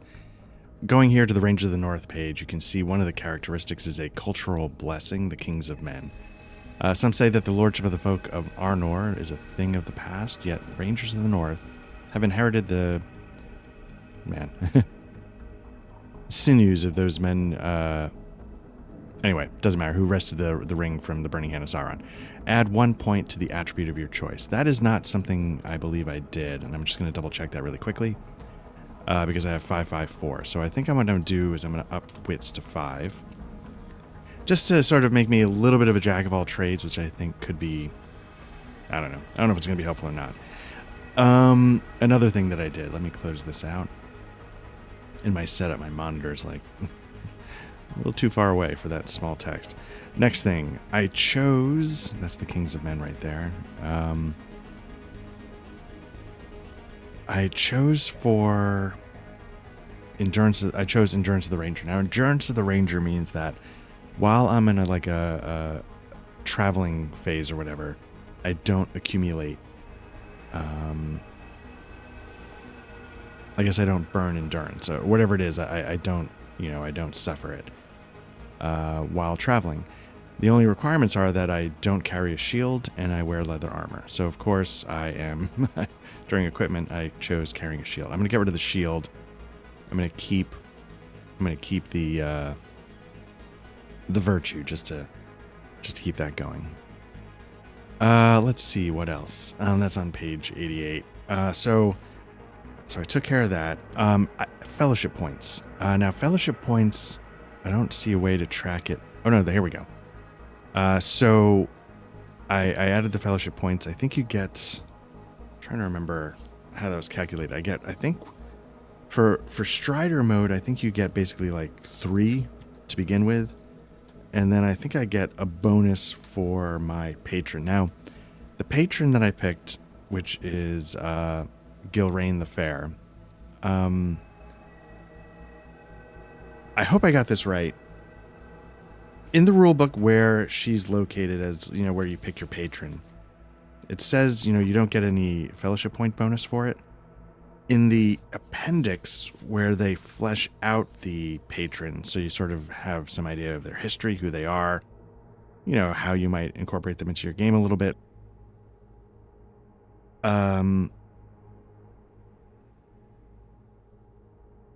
It says a fellowship bonus of +1. So I'm just going to go with the +1 that's in the appendix. Maybe I'm misreading something. I don't know. But so that's why I have 4. I also, as you just saw a second ago, I set up the community sheet. I assume this is sort of like the party sheet. I didn't see anywhere to track eye awareness on an individual character, so I did it here. And basically, we start with 2 because I'm Dunedain. If like you're, I think an elf, you might get like a 3. If you're just a straight up regular like man of Bree, you might get 0. You know, so I think because we're a Ranger of the North, we're gonna have 2 eye awareness. So that was another thing I did. I think I mentioned at one point, I probably should have checked this before I jumped back in. I think I was talking about, you know, there's certain types of terrain, like is it a wildland, is it a, you know, and so how we're going to track that is we have our, you know, sort of our atmospheric sort of ambiance map, but the actual play map is here. And, you know, so you can see we're going to be starting the Fellowship. You know, I'm not really sure yet. I think I'm going to start it in Bree. And you can see if you look down here, the green are freelands, yellow are wildlands, orange is the darklands, gray, obviously the Misty Mountains, they're going to be impassable. And then you get perilous areas, 2, 1. And so that 2 is like how perilous there are. That can be like a modifier to certain things. So just so you know, that's how that works. I think I was talking about travel rolls, and you know, they get modified by the kind of terrain you're in, maybe. I forget what I was talking about at the moment, but I know that I said, oh, I want to show you something in a second, and I didn't show you. So that's what this is. So we're going to mostly be using this map for our travel. Let's see, what else? I will say, you know, one thing I said the last one, I'm a little nervous about this because I don't know the lore. The book actually addresses that. The rule book addresses that. And I forget where it does, but I like that they sort of give you like a, hey, you know what? Like, yes, this is one of the most beloved fictional settings out there. Don't sweat it, you know? You're going to be okay. You know, one of the things they say is like, hey, you know, like, you could argue that the tales of Middle-earth are, you know, stories within stories told by potentially maybe unreliable narrators, et cetera, et cetera. You know, however you want to justify it. But the idea was just like, you know, you'll be okay. Don't, yeah, it's, the Middle-earth Lore Master. It starts on page 129 of the second edition. There's canon and the Lore Master, an unreliable narrator. Filling in the blanks, it's all about the characters. Even I think Tolkien maybe revised his world building a little bit. Doesn't matter. The point is, for someone like me that, you know, said last time, like I balked at Star Trek Solo because I don't know Star Trek. That helped a little bit, I gotta say. Not that it's completely taken care of, you know, my apprehension on some level. But I like that it's at least acknowledged because it is intimidating. Let me see. So given that, I will say this. I think we should get started. I'm a little nervous because this game is a lot more dense than Dragonbane, so I hope you'll, you know, just sort of roll with it as I'm going to roll with it because I'm going to get some things wrong. Got some Dunkin' Donut. Side note, like, there was a day or so that's passed between character creation and now, and right now I'm going on like 2 hours of sleep, so I could just start hallucinating. Let's see what else. There was one other thing I wanted to point out, and I can't remember what it is. But yeah, I hope you'll sort of help me, you know, give me a little bit of slack as we just sort of give this a shot, because I know I'm going to get some rules wrong, and we'll see how it goes. So I thought what I would do is, I know what it was. This is obviously second edition, The One Ring. I have a humble bundle of like a ton of first edition PDFs, and so I'm going to use a little bit from the first edition Bree source book. because while Dragonbane, like the rule set is simpler, and the solo mode gives you more prompting to get you started. The One Ring's Strider mode gives you a lot of like tables for like, adjectives and, how do you see if like things are more likely to happen than not. It doesn't give you any like, and here's how you construct an adventure. The way Dragonbane had like they give you like a solo campaign, to start with, which is like, as you saw on the channel, like, hey, we know 3 of the locations, 2 of them we don't, roll some tables. This doesn't give you anything. So I was sort of picking through some of the old PDFs because there's just more available for the first edition. And I thought I would grab that. So with that, let us begin. All right. So as from last time, my character's name is Eridan. I'm going to make myself 30. So according to the book, Rangers are they're winding down their adventures when they're in their 50s, but I thought Aragorn was much older. Of course, he was a hero with, bigger things on his plate, but so I don't think 30 is like, a new babe out in the woods, but I don't think 30 is what a 30-year-old human in our reality would be. So I'm a 30-year-old Ranger of the North. My name is Eridan. And I'm currently tasked with guarding the Great East Road. As, Rangers of the North, there's not many of us left, but we, take on tasks to try and keep Middle-earth safe. We try and stand up to the forces of darkness. And what I've been tasked by Gilrain is to guard the Great East Road. And I'll be honest with you, it's not that it's completely devoid of any activity, but it's one of the, you could argue it's a somewhat, I don't want to say safer, because you're splitting, you're passing by Weathertop, you're heading into the Troll Shaws, all of these dark lands. But at the same time, it's not like we're on, the gates of Angmar or anything like that, so it's not what I was hoping for in terms of a station. Let's put it that way.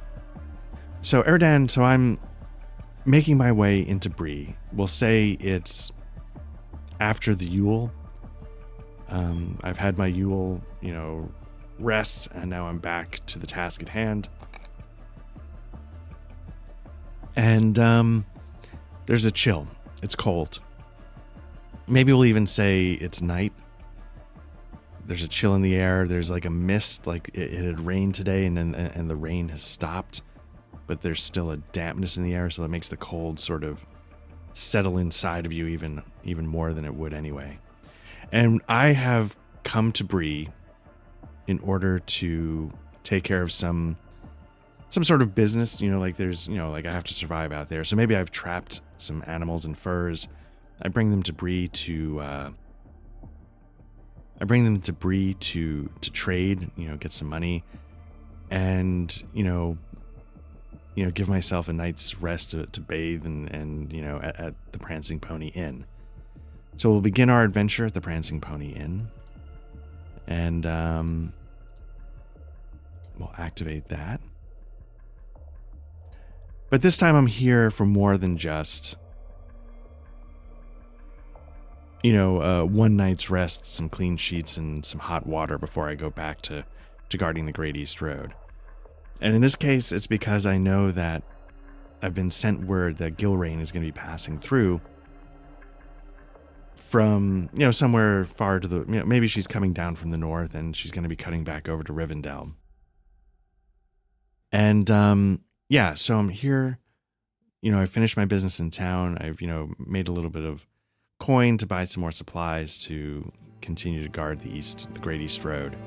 And I walk into the Prancing Pony, say it's around dinner time. The place it's busy, it's bustling, maybe, there's folk from the local, like, comb Stattle, I think.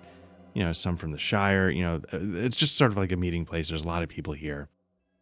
And I walk in and approach the proprietor of the Prancing Pony Inn, Barnabas Buttlebur. And he recognizes me.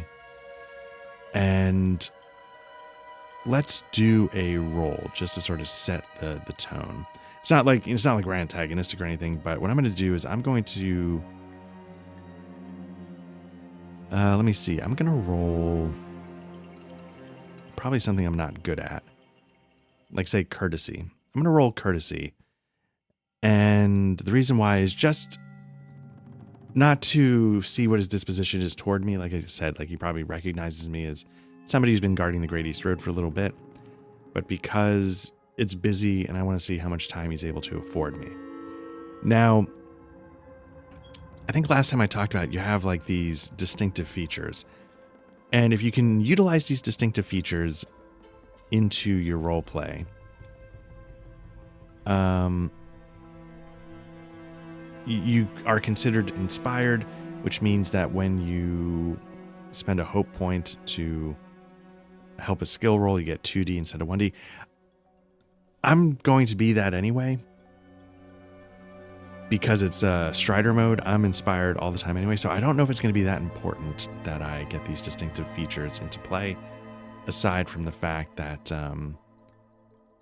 you know, just for role-playing. So looking at these distinctive features, I'm not seeing anything in this particular moment that's going to help me. And the chances of me succeeding are pretty slim, but I don't think I'm going to spend a hope point. How many hope points do I have?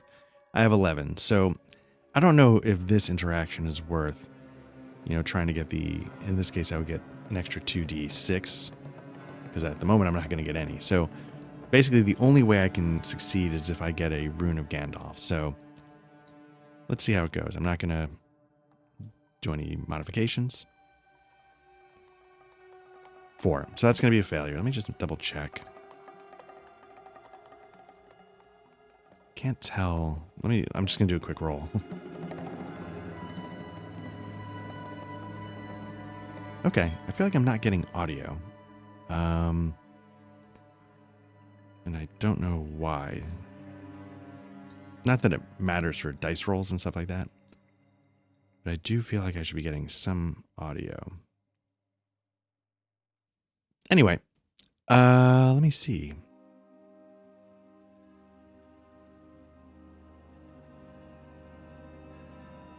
Oh, one other thing I should mention. I've got the Ironsworn thing here. And the only reason why is because I've heard some people say that it can help to... It can help. Because like I was saying, with like it doesn't really give you any specific prompts in the Strider mode. Like it's like, oh, location, I have no idea. Some people use Ironsworn, and I feel like that's not a bad match because, like Dragonbane, who one of the creators behind that solo mode was, I think, Sean Tompkins, who is the creator of Ironsworn. Sean Tompkins helped on the Strider mode with this as well, so maybe there's a logic there. So I'm going to just have this at the ready, just in case I need it. I don't think I will, but just in case, I'll just have that, and I'll flip back and forth as needed. So, as you can see, total failure, and that's fine. What it tells me is, again, not that he's cold or antagonistic in any way. It's just that he's so busy, he doesn't have time for like formal greetings, etc., etc. And so I sort of give him a nod, and he, you know, gives me a nod. And then he sort of catches my eye, and he just sort of shakes his head. And for the listeners, I rolled a 4. So I needed a target number of 13, because as you remember, the target numbers, I don't need to do this, I can just do this. Target numbers are your starting stat score. In my case, this was going to be my heart, which is a 5. Under normal circumstances, you'd subtract it from a 20 to get your target number of a 15, but for Strider mode, they recommend you go with sort of the easier mode, which is an option you can do, I think, for group play as well, where you make the target number 18. It makes your characters a little more capable, which makes you a little more heroic. So, But yeah, so to that effect, Barnabas Butterbur, he sort of shakes his head. And what that tells me is like, I think he's sort of in the know. He would have to be, right? He can't, he's an innkeeper, we know that Gandalf, Aragorn, people have used this place to meet.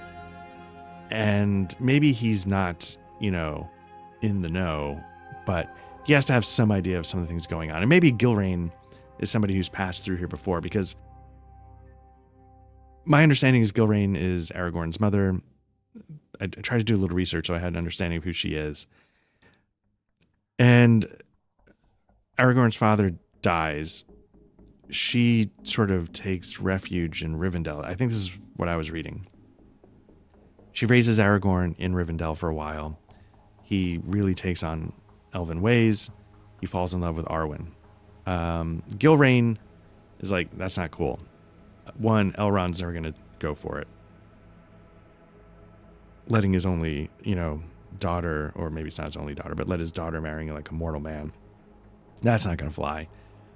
Second thing, again, this was from my little bit of reading. She was concerned that the line of Dunedain, the Dunedain kings, I guess, might, be in trouble if he ends up marrying an elf. And so from what I read, she said, hey, Aragorn, like, hey, this isn't a good idea. And also I'm going to need you to go be a hero out in the wilds. So why don't you get out of here and why don't you go protect Middle Earth? And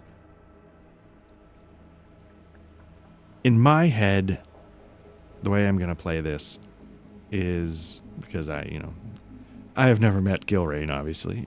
I think she's going to feel some guilt about that. I think she's going to feel some guilt that she tried to deny her son's happiness by separating him from Arwen, and that she did so by basically sending him out into the wild, sending him out into danger. And so she, even though like the Rangers of the North are like this thinned out herd, this group that, it's population is dwindling. I'm going to have it know that part of the reason why she sends out Rangers is not just to protect Middle Earth, but also for the off chance of getting word of Aragorn. Like, it's basically, and also not just getting word of Aragorn, but so there's people out there taking on the same task so that he's not alone, and so he's not hopefully in quite as much danger, because she understands that, what she did was she chose a path for Aragorn that was going to put him in danger, hoping that it would protect him from other things. Anyway, but that's a long story that's not important right now. So Barnabas Butterbur, he gives me a shake of his head, tells me that Gilrain hasn't arrived yet. And so I sort of, from one of the waitresses here, I flag her and I order a tankard and I take the tankard and I'm looking for a table. And let's see what's going on here in the Prancing Pony. So in the first edition, they actually have this really cool, it's going to roll up a table for me. Not a table like a roll table. I mean like a table at the inn, at the Prancing Pony. Okay, so what it does is it rolls a d6. And if you roll a 1, 2, 3, 4, 5, you have a common guest. If you roll a 6, you get a special guest. So I rolled a 6. And then the other thing is, like, say you rolled a 4. You have 4 common guests at the table. And then, I'll show you. We're going to go with Matthew Mugwort. But I'll just roll this real quick. So here would be like a talkative hobbit. And there's only one at the table. So I could find a seat and sit down. Or there'd be 3 people at the table, folk from Combe that are especially helpful, Breelanders, not from any of the villages, that are especially helpful and so it's kind of a cool random table that they had in the first edition Bree. But again, we're going to go with Matthew Mugwort, and let me see who that is. I guess I should. It's at page 16. I wonder how much the original books are still useful, because there are some supplements for the new edition, and I think there's one coming out. Maybe it's Moria. There's Tales from the Lone Lands, Ruins of the Lost Realm. I thought a Moria one was on its way. But, you know, they don't... There is like a Bree section in the main rulebook, but it's not like they have like an entire source book for it. So Matthew Mugwort, there's wisdom and lore such that wizards and elves might possess through long years of study. And there's the knowing of Bree, which Matthew Mugwort, a hobbit, possesses in spades. Put any question to him, preferably over a pint in the pony, and he'll answer it for you with complete and utter certainty. Matthew Mugwort knows right from wrong and sensible business from the foolishness of foreign lands. He may not be counted among the wise, but in Bree his opinion counts for a great deal. Okay, so basically, from his barstool, Mugwort's pronounced judgments upon many topics, like the Rangers, troublesome outlaws, the lot of them. Okay, so that's good to know. The orcs, they live far away in the mountains. And it's always the dwarves storing them up. Outsiders, all right, so long as they don't outstay their welcome. Barrow whites, nonsense about ghosts. Okay, so it sounds like what they're saying is like he knows Bree, but it doesn't seem to actually know anything at all. Nonsense about ghosts, it's just fog and broken stones. That's not true. The orcs are not far away. They're not stirred up by dwarves. So yeah, we'll say like I maybe I recognize Matthew Mugwort, and he sort of eyes me like not suspiciously, but just coolly, right? You know, and he understands like the place is busy. It's one of the few free chairs, and he sort of like, you know, shuffles over a little bit to the side to make a little bit of extra room because he's a hobbit and this big oafish ranger's now about to sit down, and you know, and so I sort of give him a nod, and I get that he doesn't want to talk to me. And so he just sort of keeps sipping his beer.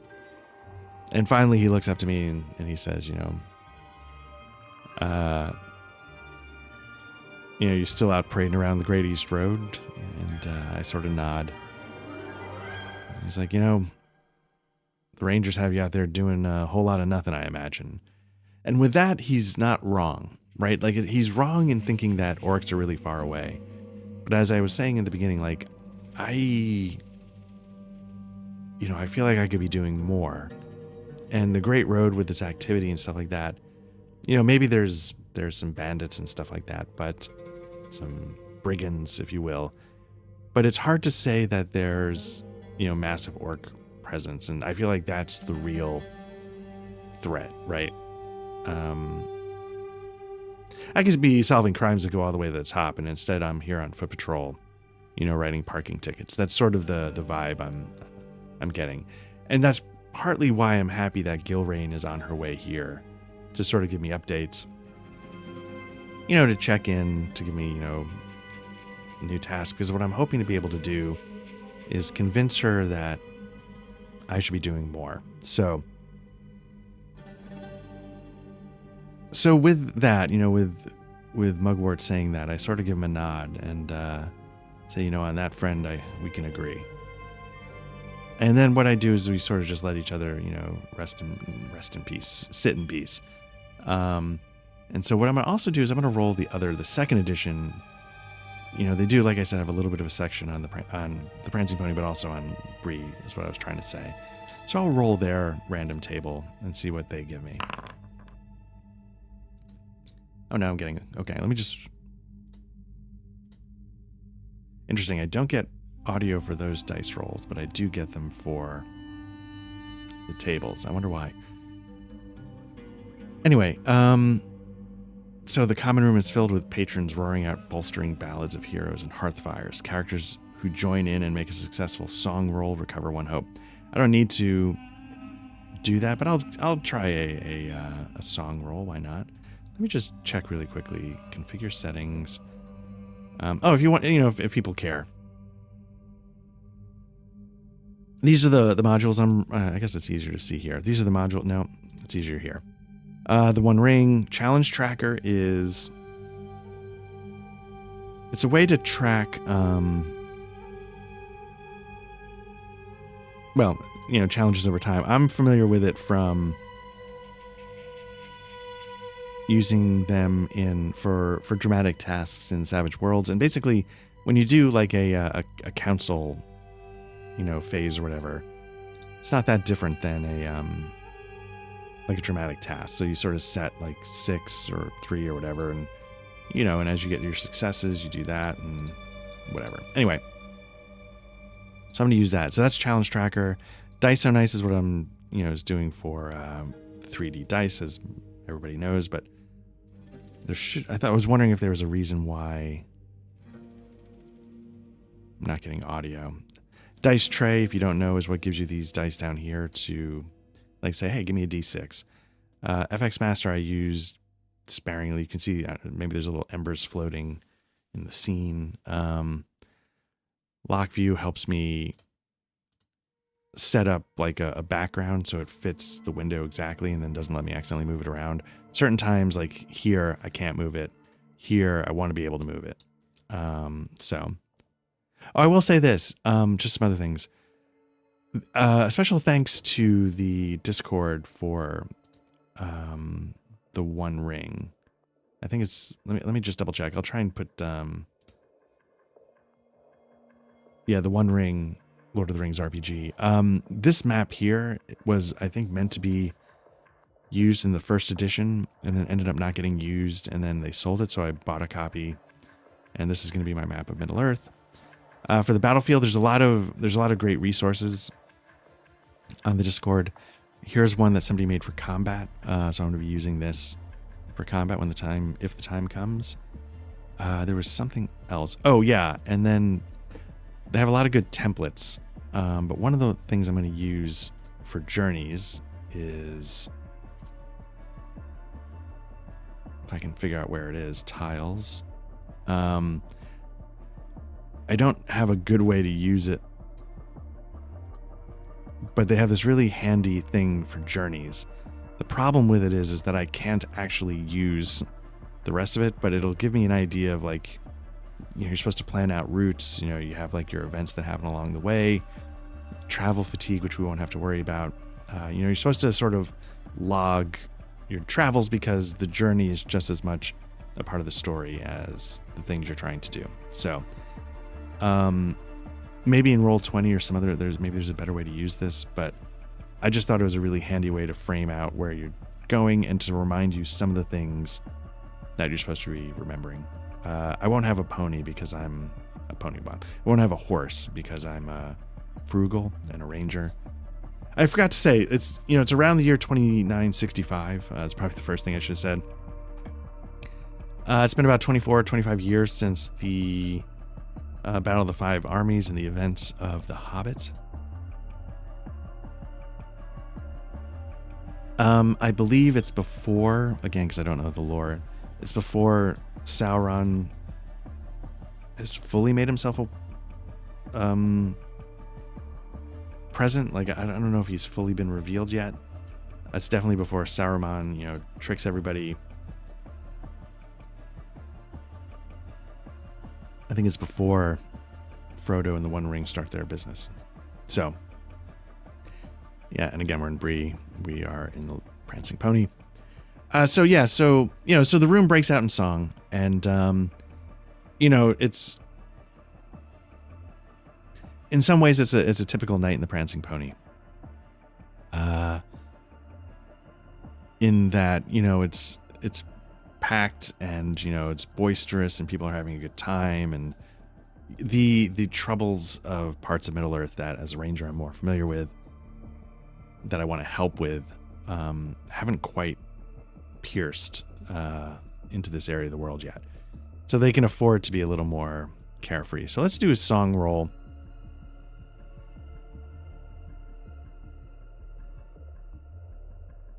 There we go. So I got a Gandalf rune, and a Gandalf rune means no matter what, I automatically succeed. So there was no way I was going to get a die roll high enough to... song is under, I guess, strength, which is interesting. I think strength are these skills, heart are these skills, wits are these skills. So I got a rune of Gandalf, which means it's an automatic success. So you know, it's hard not to get caught up in the song, and I'm with it, and for a little while, I forget that I'm disgruntled and I want to be getting into the face of danger more and helping out more. And I sort of at least appreciate the peacefulness of Bree, the relative peacefulness of Bree, I should say, and understanding that maybe this is why I do it, right? Like, I'm guarding the East Road. Maybe they don't need me all the time the way certain parts of Middle Earth might, but by being here, I allow moments like this to happen. And so with that, you know, that's how I pass some time. Maybe I, throw a few coin down, get myself a meal, again, from, trading the furs that I've been, keep myself busy while I'm out in the wild, to get a little resources for, continuing my watch. And after a little while, I eat my meal and keep going. And I notice some, people enter the prancing pony. And maybe I don't literally recognize them in particular, but I recognize who they are.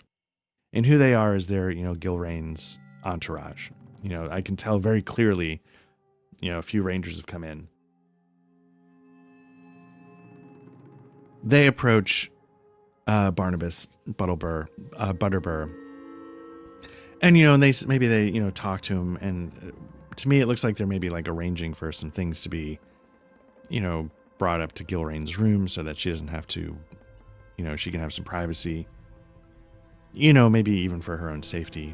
And I see Barnabas sort of nod his head, and he looks back over to me, and then he, sort of gives me the signal that, hey, yeah, the person you're here to see has arrived. And so let's, so with that, maybe I make my way up the stairs, and for the people watching, this background is from, I don't know how to pronounce it, but it's CZE Chepaku or Zepaku. I don't know how you say it. But he makes a lot of like backgrounds and stuff for, you can buy them. He makes maps, backgrounds. I have a bunch of them through Alchemy. But luckily he also has a website where you can buy the assets as well. So I'll put a link to that in the show notes. And I bought this one from that site to use to create some atmosphere. So, I make my way up the stairs, and let's take a look. Again, because we have the first edition, we can activate the Prancing Pony. So we can get an idea of what everything is. We have like, this is where we just were over here, number 1, the common room.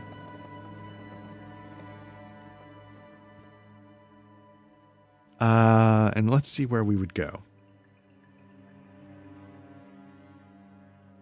It would definitely not be the communal sleeping rooms. Let's see if there's like the private chambers for the innkeeper and staff. That's not what we're looking for. We're looking for like just a private room, 3. So we're going to head up to...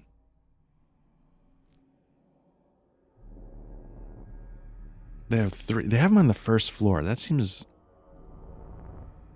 I think we'd want to be... on the ground floor, I mean. I feel like we'd want to be up a little bit, but regardless, let's just say they, have... I head up to the first floor, and there's like, some they've blocked off some rooms, and and they're getting settled in and stuff like that. And I make my way to the door, and the Rangers, they can recognize me as one of their own, and they, give me a nod. And, they ask me to hold for a moment while, Gilrain settles in. And eventually, they let Gilrain in. Not let Gilrain in. They let me in to see Gilrain. And,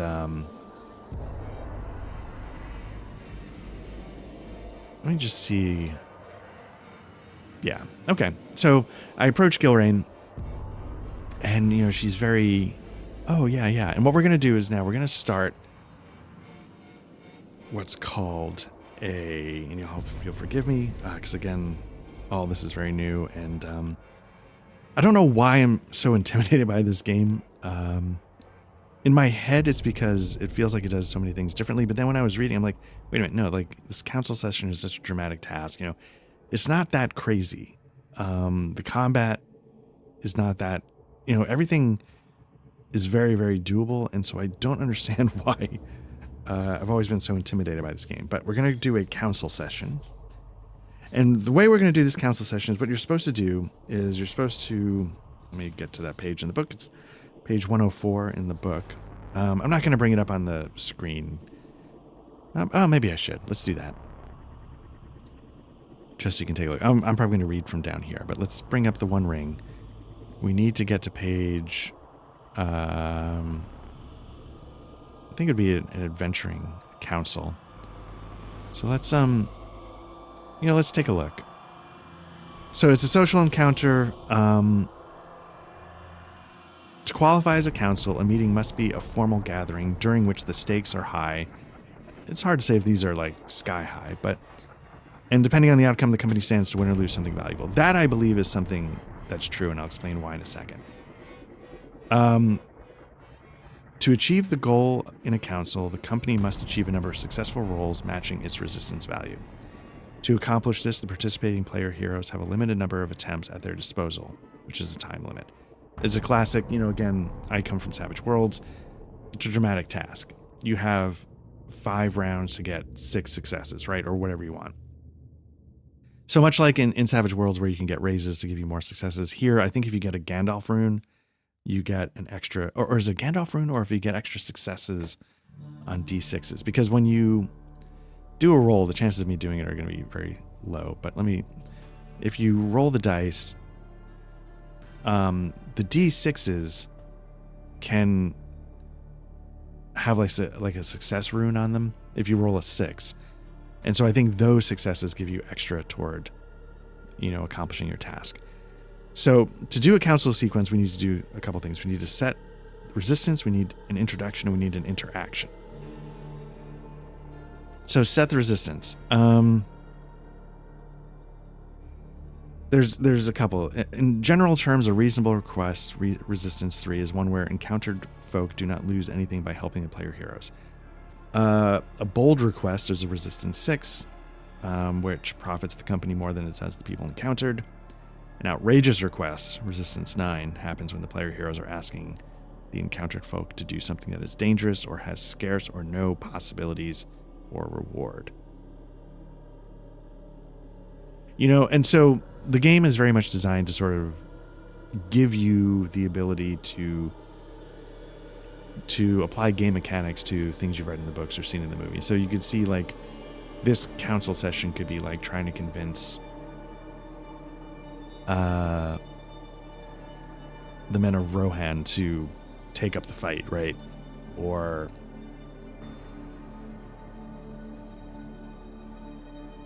I guess one idea would be the Council of Elrond, but I'm trying to think of like what somebody had to convince somebody to do. There was just, again, I'm more familiar with the movies, everybody infighting until Frodo says, I got this. But I could see maybe like trying to convince the Rohan to take up arms, like the fires or whatever. I don't know. I could see that being like something from the original stories that fit here. What I'm going to ask Lady Gilrain is for more responsibility. I feel like I've put in some time gaining experience guarding the East Road, and I feel like there's more I can do. So, having said that, in my mind, that's a reasonable request, right? It's not like I'm going in there and saying I should be her high counselor or I should be her husband. I'm not asking something just bona fide crazy. I'm just saying, look, I think there's more I can be doing here, and I think it's time that you let me. I've gained experience. I'm not the young kid guarding the road anymore. Whoops, I didn't mean to do that. I'm not the young kid guarding the road anymore. Just let me help. There's more I can do. So, like I said, in my mind, that is, I think, a reasonable request. And it's not one that's going to cost her anything by saying yes or no. So let's do a tracker. There's different ways. This is a mod called Challenge Tracker, and I find it really useful. And total segment 6. You can make that total whatever you want. I'm going to make it 3 just to see what it does. And then I'm going to open. So you can see now, instead of having the 6, we have the 3, right? You can set whatever you want, 3, 6, 9. With other things, you can sort of track failures against your successes if that matters. And I think now you can maybe show it to players. I don't remember if I could always show it to players. I tried using it in Savage Worlds once, and I don't know if I did that part right. So we've got a challenge tracker of 3. So we've set the resistance. Now we need an introduction. At the beginning of a council, the company must present themselves. To do so, the company elects a spokesperson, possibly taking full advantage of their best speaker. To introduce the company, the spokesperson must make a skill roll. The roll result determines the time limit of the council. That is, the total number of attempts that the player heroes are granted as a group to present their instances before they're dismissed. If the roll is a success, the time limit is equal to the resistance of the council, plus an extra space for each success icon. If the skill roll is a failure, the time limit is equal to the resistance of the council. And if the council ends in a failure, it ends in a disaster. See end of council. Okay. So what I need to do is I need to make like an introduction. The problem is that I'm really bad with a lot of this stuff. I'm not good at... This might be like a good time to, like, courtesy might be a good introduction. I think some of the examples say like, hey, you play him a song. Like there's different... I find some of these stats, like they're a little unusual, like song. And like, how would you use them? It's like, this is the way you would do it. You sort of like warm them up a little bit. So what I think I'll do... Man. Here's what I'm going to do. I think there's ways... it also says... I'll get rid of my sheet for a second. There's useful skills. The skills listed below can be used to various effects during an interaction. Enhearten, Insight, Persuade.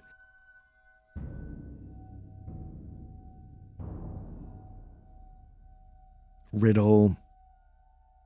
Now, when it says it's useful, I don't know if it's useful necessarily for an introduction. But what I'm going to do is I'm going to bring up my character sheet and see if there's a way I can... Secretive, Swift, Shadow Lord, Strider. Nothing there. So what I'm going to do is this. I am going to... I don't know if this is actually a way to do it, but what I'm going to do is I'm going to use a skill to help a skill. I feel like the opening should be...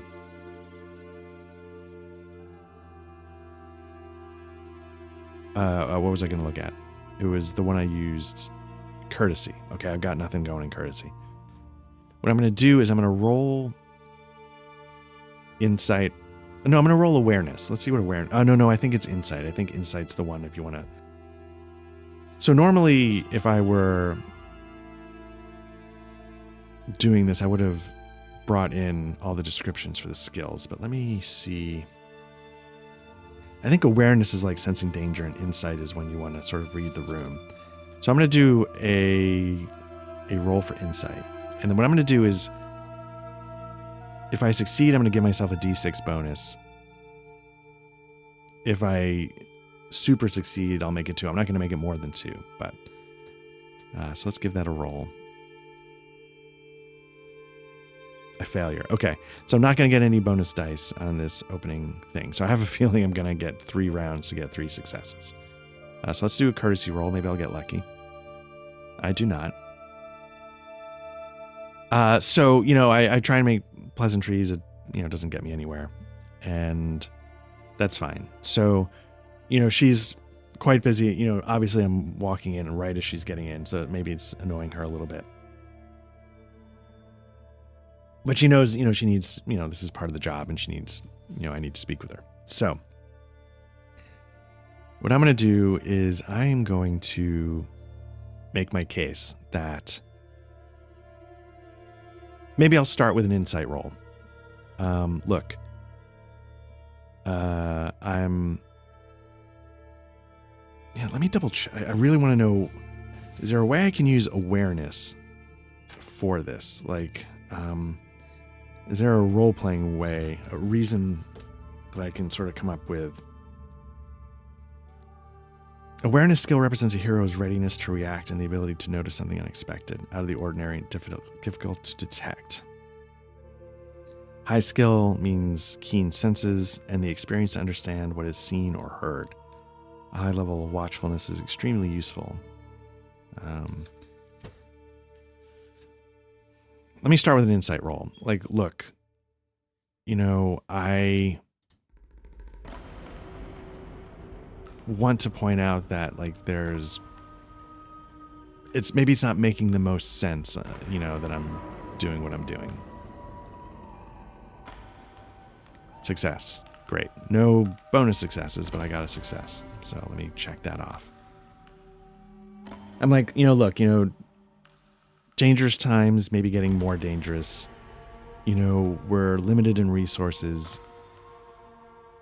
We need to use what limited resources we have maybe more effectively. I don't know if I'm being used in the most effective manner. You know, I have now a little bit of experience under my belt. Maybe it's time to pass this off. You know, blah, blah, blah. And she sort of, you know, nods, like, and she's sort of seeing where I'm coming from. And yeah, there's, you know, and you know, she looks around and she, you know, says, like, you know, is Reginald ready? You know, maybe there's a point, like, you know, I have heard some things, and oh no, maybe that's what I say. Let me see. Is there some lore? Maybe I can say, like, you know, I've, you know, while the Great East Road has been more secure, I've been hearing rumblings of the areas surrounding, maybe becoming, you know, more wild, more, you know, more orc activity, whatever. Let me do a lore roll. So I make my case that, hey, maybe I could be used better. I'm going to spend a hope point because I don't want to have it all come down to the next roll. So I'm going to spend a hope. And what that's going to do is, because I'm inspired, that's going to let me... So you can see I do inspired hope. Because I'm in Strider mode, anytime I spend a hope point, it's an inspired roll. And what that's going to do is, using a hope point is going to give me a bonus die. The fact that it's inspired is going to give me 2 bonus dice. So what I'm really hoping for is, like, I'm going to drive my case home right now. I set it up with an insight. I'm hoping now with a lore I can talk about, hey, like, it's getting real out there. So let's see how it goes. You can see a lot of dice. Extraordinary success. So...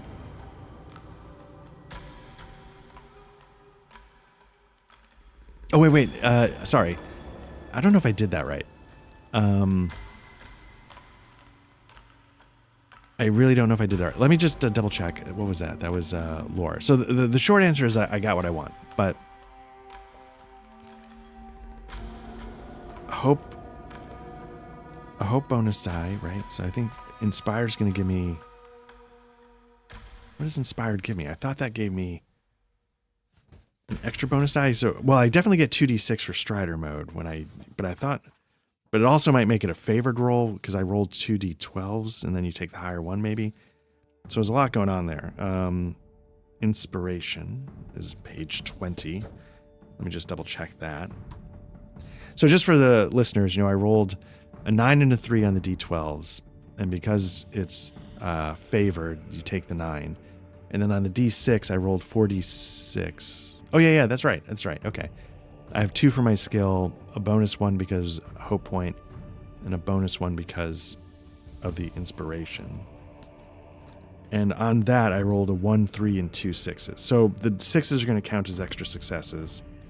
And I got 2 of them, which means I'm going to be all set. So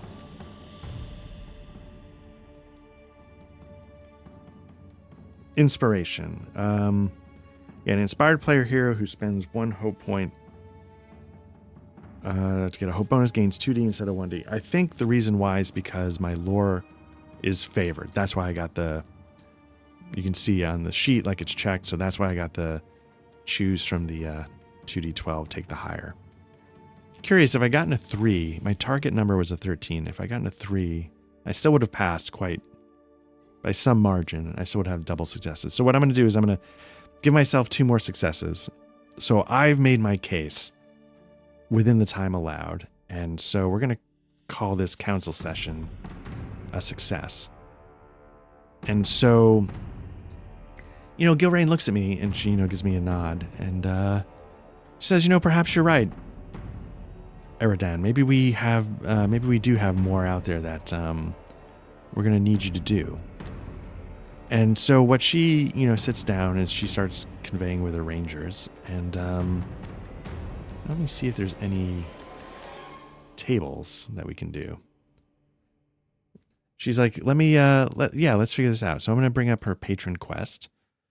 And we're going to roll that and get this started. 3. Enemy patrols prowl along the road, targeting merchants and supply wagons. Who leads these deadly patrols? Okay. So she's like, yes, the Great East Road has been relatively quiet, but that doesn't mean that everything is peaceful. So what she points out is that to the northeast, she's going to be heading from Bree to Rivendell. That's sort of her path, traveling along the East Road. But she says, I've been hearing rumors of, greater orc activity coming out of the Weather Hills, as you can see here to the northeast. And while they haven't yet amassed enough to create a problem, they seem to be gathering some kind of forces that could prove dangerous to the merchants and travelers along the Great East Road in the future. But also maybe what is going on, could they be even a bigger threat somewhere in Rudar and sort of jam up the forces of good? Is there something more to it than just being a nuisance? So what she's going to want us to do is she's going to want us to go to the Weather Hills, find out what's going on, and report back. So that is going to be the quest. And let's see if there's anything else that we need to... Don't need fortune, a telling table. That's just sort of like, is it yes, is it likely? A lore table will give you a bunch of adjectives, like in a classic, oracle sense to help. Yeah, actually. So yeah, let's. So I rolled. It says action, prevent, aspect, old, focus, power. Okay, so let's say this. She's hearing rumors of orc activity, to the northeast, in the weathered hills and the woods there. And she's nervous that, a more ancient evil is starting to sort of resurface and sort of organize these, these evil forces, these orcs or whatever. And, so she's like, what we need to do is we need to know what's going on. We need to prevent that evil from manifesting. And but to do that, we first need to know what we're dealing with. So go to the Weather Hills, explore what's going on, and report back, and we'll figure out how to stop this from developing. And so with that, let's that'll be our first session. I apologize. I know character creation took a long time. I know I rambled too much. But here we go. We made our character. We hopefully got most of the details right in character creation. We've met with Gilraine. Through a council session, we've made the argument that we should be doing more for the cause. We convinced her, and now she's given us our quest to go explore the potential resurfacing of an ancient evil in the Weather Hills. And the Weather Hills, should it be farther? Let's ask the dice. Maybe we need to go further. Should it be out in the Ettenmoor? Should it be in the Trollshaws? Should it be all the way up in the north down? We're not going to Angmar. That's too much. I just felt like, she's not going to now that we've given you your first promotion, why don't you go face the Witch King? So maybe the Weather Hills is good enough. The telling table you could roll is it? I would say, is that far enough? It's likely yes, because again, she's not going to send us off into the wild. Oh, but we rolled an always no. Maybe it's to the North Downs. Let's have it be to the North Downs. Maybe it's its proximity to Angmar that has her concerned. You know, Angmar is already like Karndun. It's already not going well there. And so if it starts, you know, maybe the North Downs could be its real foothold into spreading power. And so this ancient evil starting to get wind of this ancient evil. All right. Yeah, I like that. So that'll be it. We're going to go explore the North Downs, see if we can uncover what's going on with this ancient evil, and report back to Gilrain and the Rangers and see what they want us to do. So, yeah. And again, like the next session, we won't have so much, stuff, so much overhead. We'll just hopefully be able to dive right in and keep going. So anyway, I really appreciate everybody who checks this out. I had a blast with this. I've had a blast finally getting a chance to dive into it. Like I've said already, like this is what I've wanted to do for a while. The one try that I had, it sort of fizzled out. So I'm hoping, I don't know how many sessions this is going to go. So this is probably going to be something that goes up pretty soon, and future ones will, sort of go up when we, have holes in the schedule, so to speak. And we'll see how this adventure plays out. I'm really looking forward to this. So thanks again to everybody who checks this out. We're Black Lodge Trivia Night. We're an actual play RPG podcast. We have audio versions of these if you prefer those to the videos. Just search for Black Lodge Trivia Night wherever you get that, and we should show up on your podcast feeds or whatever. If you watch this here on YouTube, you've already found the channel. Like and subscribe if you want. Leave a comment. Let me know all the rules I'm getting wrong. I don't know if other people don't appreciate it. I definitely do. Or even with the comments, hey, you suck. Also on page 7, when you're meant to roll this, you should roll that. That's also a perfectly fine way to put it. But otherwise, yeah, we're going to keep going with some Vaesen. We're going to keep going with more Menace under Otari for Pathfinder. We've got all sorts of stuff coming up. We'll keep going with this. So yeah, thanks again, and hope to talk to you soon. Take care. Bye-bye.